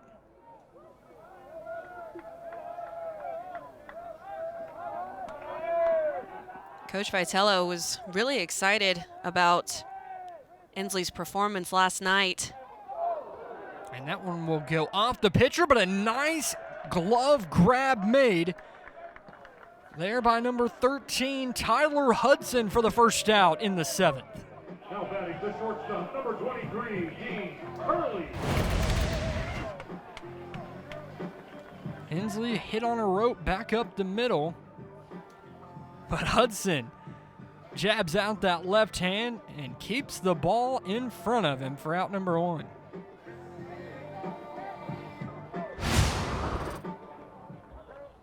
Kellen, I knew you were a pitcher back in the day, still pitching as well though, but how does it feel when the ball comes right up the middle right at you? It's not a great feeling, but it depends on how hard it's hit. And fortunately for me, that was something that in college we practiced a lot, was fielding, pitcher's fielding practice. We called it PFPs. And being able to field your position and make solid throws, knowing the shifts, knowing the defense, I think it's so important that pitchers are able to do that for themselves. I've got to ask, did you ever have to wear one in a game? That just came right back at you. I actually did, but it wasn't until I started playing pro ball, actually. I never got hit until pro ball. We were playing just a fun game against Team Canada, helping them get ready for the Olympics. And Jen Salling, who is a phenomenal hitter and coach. She now coaches at UCF, but she was playing for the Olympic team. She was a great player at the University of Washington. She hit one right back at me, and it hit me in the calf. And I will say that thing knotted up and hurt for weeks. Curley strikes out there.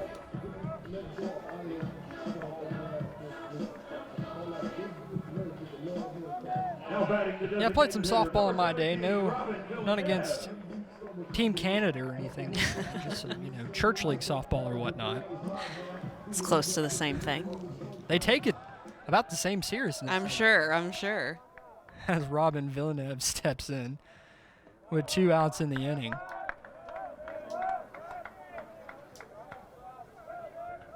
Villeneuve came in inning number 5 to take over for Ethan Payne. in that DH spot. Villeneuve 0 for 1 tonight, struck out back in the 5th.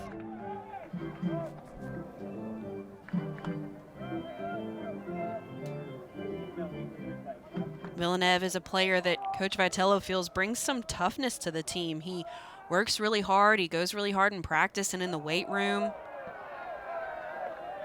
He really likes him, wants to have him in the lineup as much as he can. And that hard work off the diamond has really produced here thus far for Robin Villeneuve. Again, batting .423, but another strikeout for this Southern Indiana staff. They are hanging in this one. We will head to the 8th. A one-run ball game at Lindsey Nelson Stadium. All fans, turn your attention to the video board and keep your eye on the baseball for tonight's shuffle, presented by Fox Moving and Storage.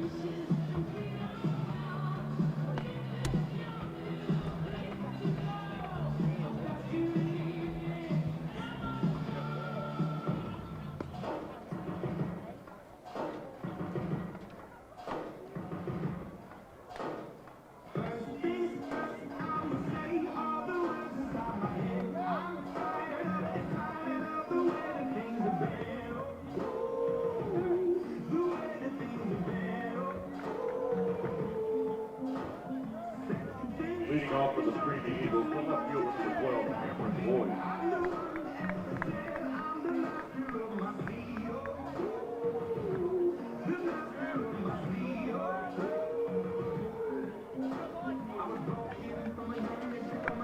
We head to inning number 8, 9-1-2, due up in the Screaming Eagles lineup. And they'll face the stash. Kirby Cannell now in for inning number 2 of work, and he's doing just what he did back in the 6th, firing strikes in. The 7th, excuse me.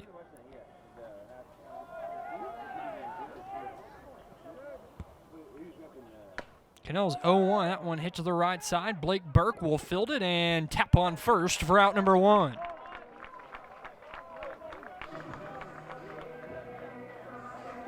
So Southern Indiana's lone run coming off the solo home run by number 32, Tucker Ebest.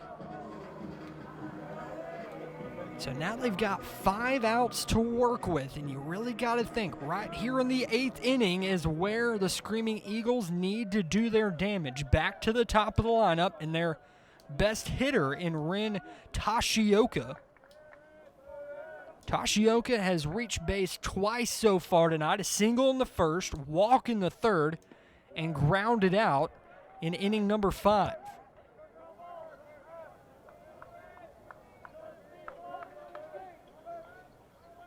And this kid can scoot down the line, head first slide back in the 1st to get that single to begin this contest.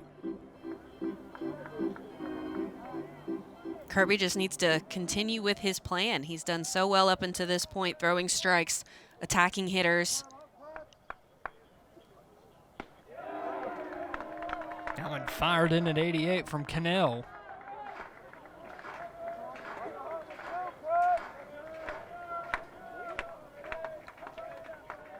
He'll deal the 1-2.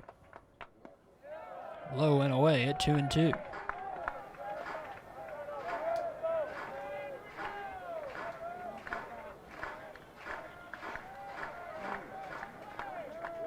One gone in the 8th. Southern Indiana looking to get a rally going, and Tashioka will foul that one off.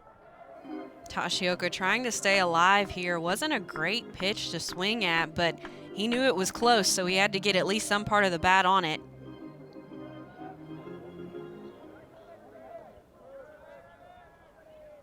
Tashioka, a difficult batter to strike out, and Cannell knows that. And the count will run full to leadoff batter for Southern Indiana. The pitch is line left side. Dean Curley on one leg. He'll have to hurry with this one, and Tashioka beats that one out easily. It's a one-out base runner for Southern Indiana in the 8th. Great hustle by Tashioka. Trying to make things happen for his team right now in the 8th. Tennessee leading by 1, but now tying run at first, winning run, or not winning run, run to go ahead at the plate.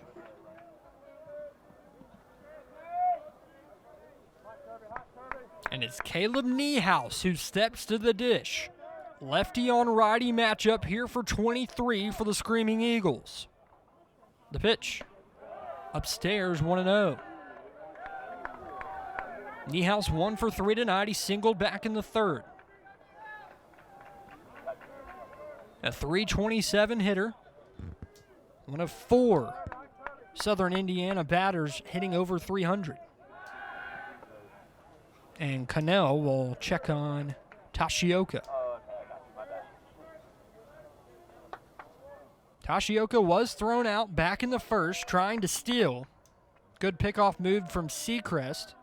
Got him leaning for out number 1 back in the 1st.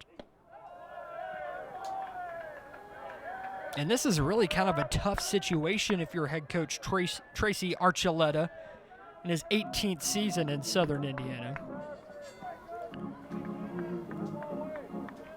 You got to think, do you send him in motion here? They've been kind of aggressive all night.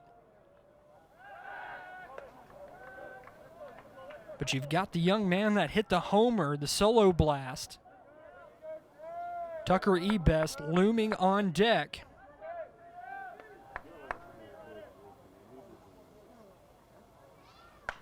This one lined down, and Christian Moore will make a nice diving grab. One hops it to Blake Burke. What a play from Christian Moore for out number 2. Christian Moore, he gets things going offensively, and then he turns around and he makes SportsCenter top 10 plays like that at second base. I mean, having to dive for this ball and then make a throw, not from a standing position, from an unbalanced position. That saved a dangerous situation for Kirby Cannell, who would have had runners on the corners with Tashioka running. But now Tucker Ebest will step in. Lefty on lefty matchup.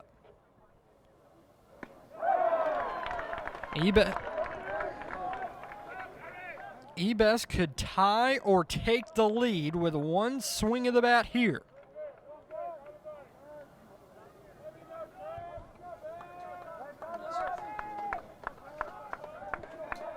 Ebest will look in on Cannell here.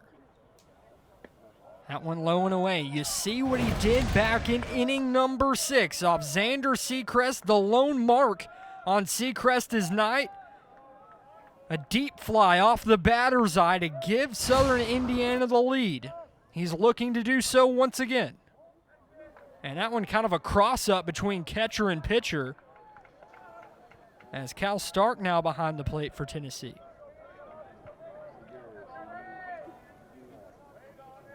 It was a different pitcher earlier in the game, though. The hit off of Seacrest. The 1-2.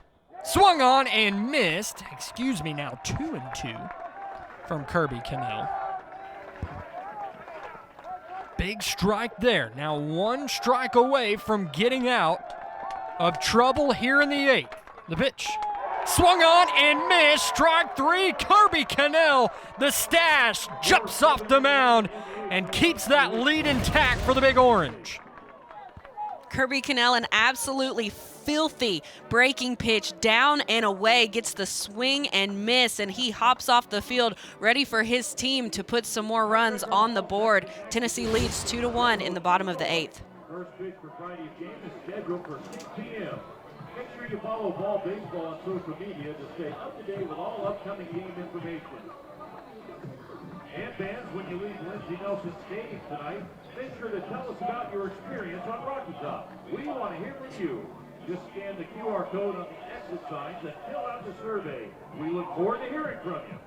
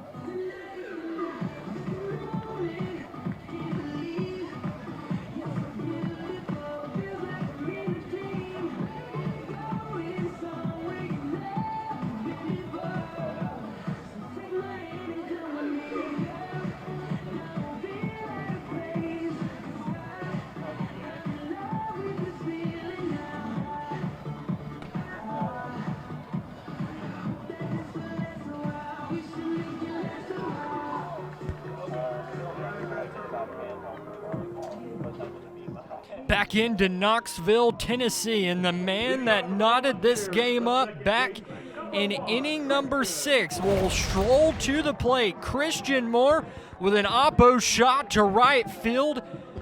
That takes a lot of strength to power that one that direction. And Christian Moore will lead off inning number 8 for Tennessee, looking to pad that 2-1 lead here for the Vols.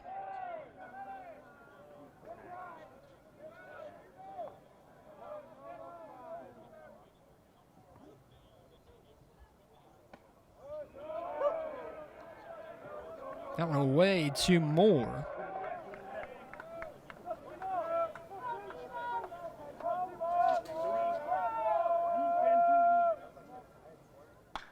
And that one launched left field.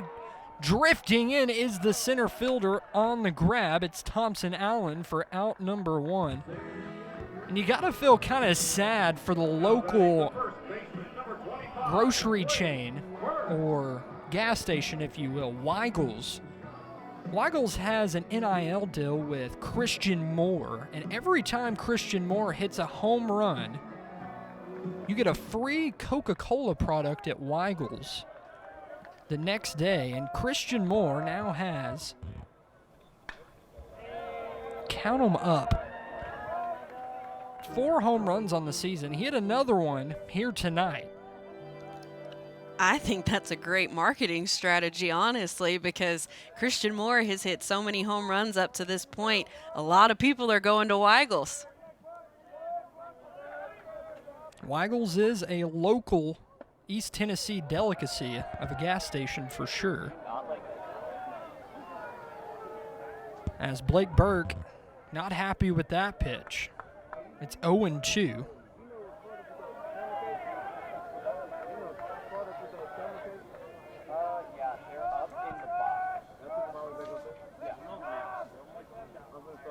This one delivered by Hudson. Hit on a rope. Will it stay foul? It will not. Couple feet. Foul there from Blake Burke, but that one hit on an absolute rope.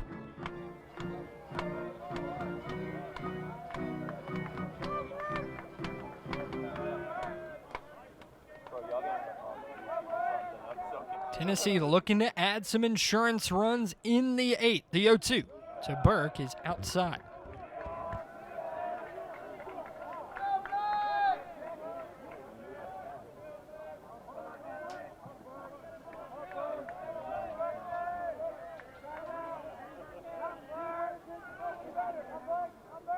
The 1-2. As line left side and out of play. We'll redo the 1-2.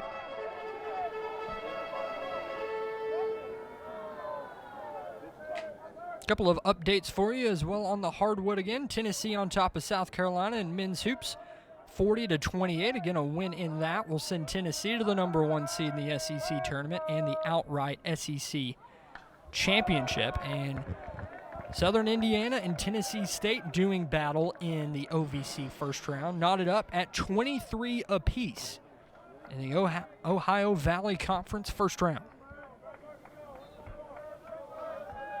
But what a baseball game these two have delivered for us tonight. Their first meeting on the diamond in a one-run game, and Blake Burke in a battle. Blake Burke really fighting here. He's foul tipping, trying to wait to get his pitch. That's one thing that Coach Vitello said he's loved recently about Blake Burke's at-bats, or his takes and his at-bats, waiting to get his pitch, and then when he does, he's able to just absolutely annihilate the ball. Ninth pitch of the AB upcoming for Blake Burke. The 1-2 is lined back up the middle, but right at the shortstop, shading to his left, was Niehaus for out number 2.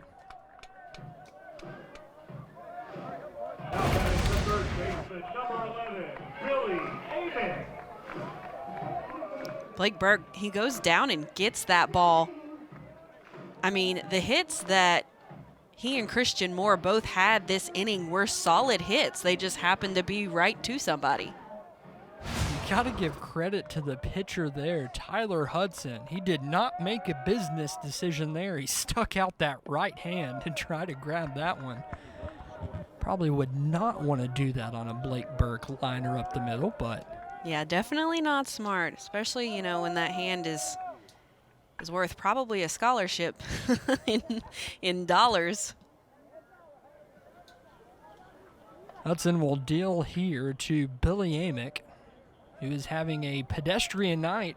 0 for 3 is Amick. Amick again, reigning SEC Player of the Week.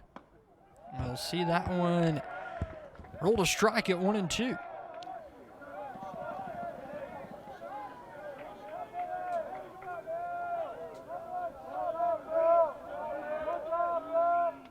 The 1-2 from Hudson.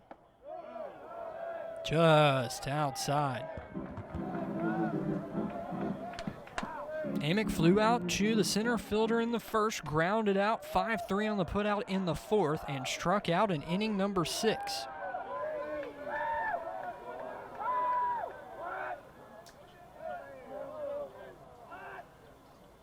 The 2-2 is fouled back to the screen.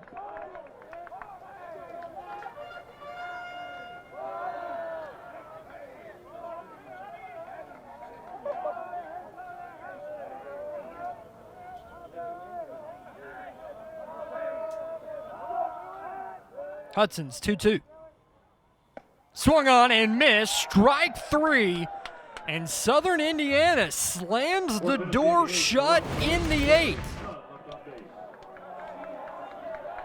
Heater at 89 from Hudson gets Amick swinging, and we will head to the 9th. Tennessee clinging to a 1-run lead after 8.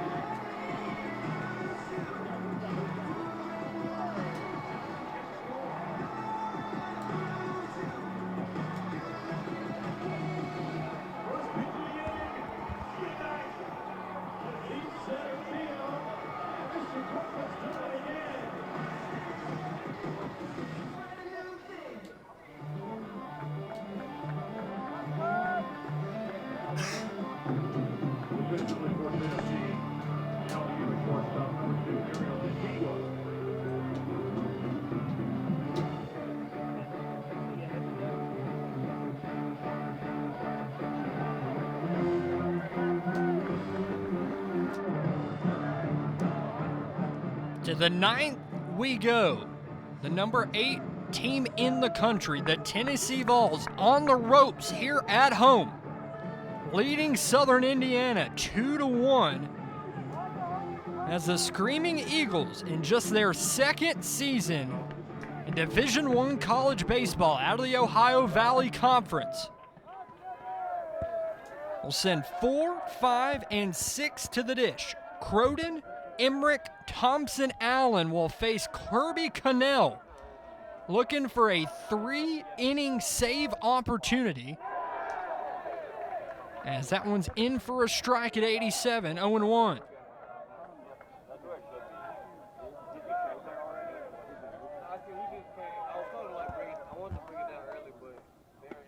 Croden will see that one in. Off speed in there as well at 76, 0-2. Tony Vitello has turned to the grad student, the stash as they called him, to get big outs in big moments so far this season and in his career. Cannell has been on the staff for 5 of the 7 years that Tony Vitello has been the head man here, and he gets a strikeout. Big first out here in the 9th for Kirby Cannell.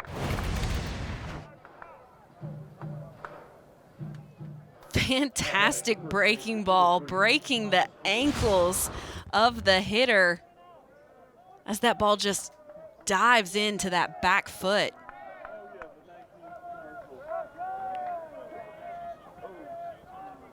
Now the 5-hole spot due up.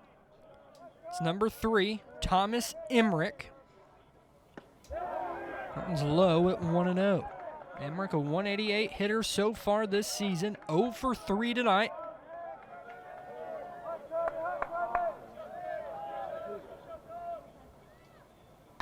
And he'll line that one over to the right side. Antigua in for defensive purposes, but flies that one into the dugout. And Emmerich will be awarded second base. Ariel Antigua came in for Dean Curling here in the 9th. It was a tough play ranging back to his right. Throws it into the dugout, and my goodness, what a golden opportunity for Southern Indiana in the final frame.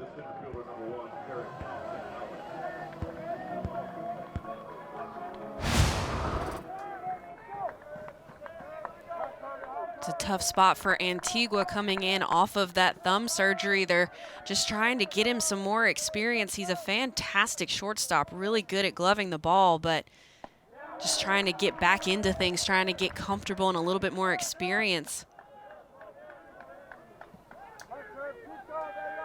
Runner on second is now number 7, Trent Robinson, as Kirby Cannell will work here against the man who's 2 of 3 tonight, Tarek Thompson Allen, with an 0-2 count. Lefty on lefty matchup.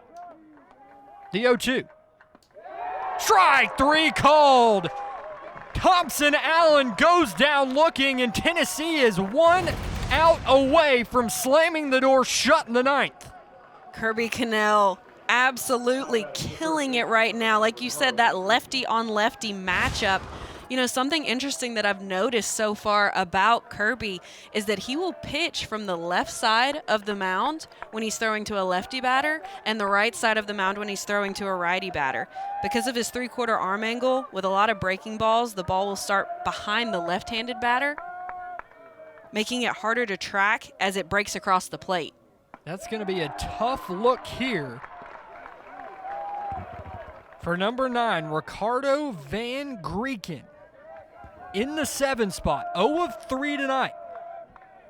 He is the last hope for Southern Indiana. And he dribbles that one. Will it stay up in time? It will. And Ariel Antigua made the error in the inning, but makes the grab to end this one. And Tennessee takes a sigh of relief, a 2-1 win here today. I gotta say, this was a full-out pitcher's duel on both sides of the field. Kirby Cannell absolutely shutting it down in this closing spot. But Xander Sechrist coming out with a career-high 10 strikeouts against the Screaming Eagles. But can't take anything away from the Eagles pitchers tonight. They did a fantastic job holding this Tennessee offense at bay. Southern Indiana came to play today. They come up just a run short, and Tennessee extends their win streak to now 12 in a row. And after a solo shot by Christian Moore and a sacrifice fly, Tennessee gets the 2-1 win here today and will head into a 3-game series with Illinois this weekend. Well, that'll do it for us here in Knoxville. For our directors, Max Galpin and Jathan Arnwine. Our color analyst was Kaylin Arnold, and I am Zach Nelson signing off tonight. Tennessee gets win number 13 on the season, a 2-1 win here tonight.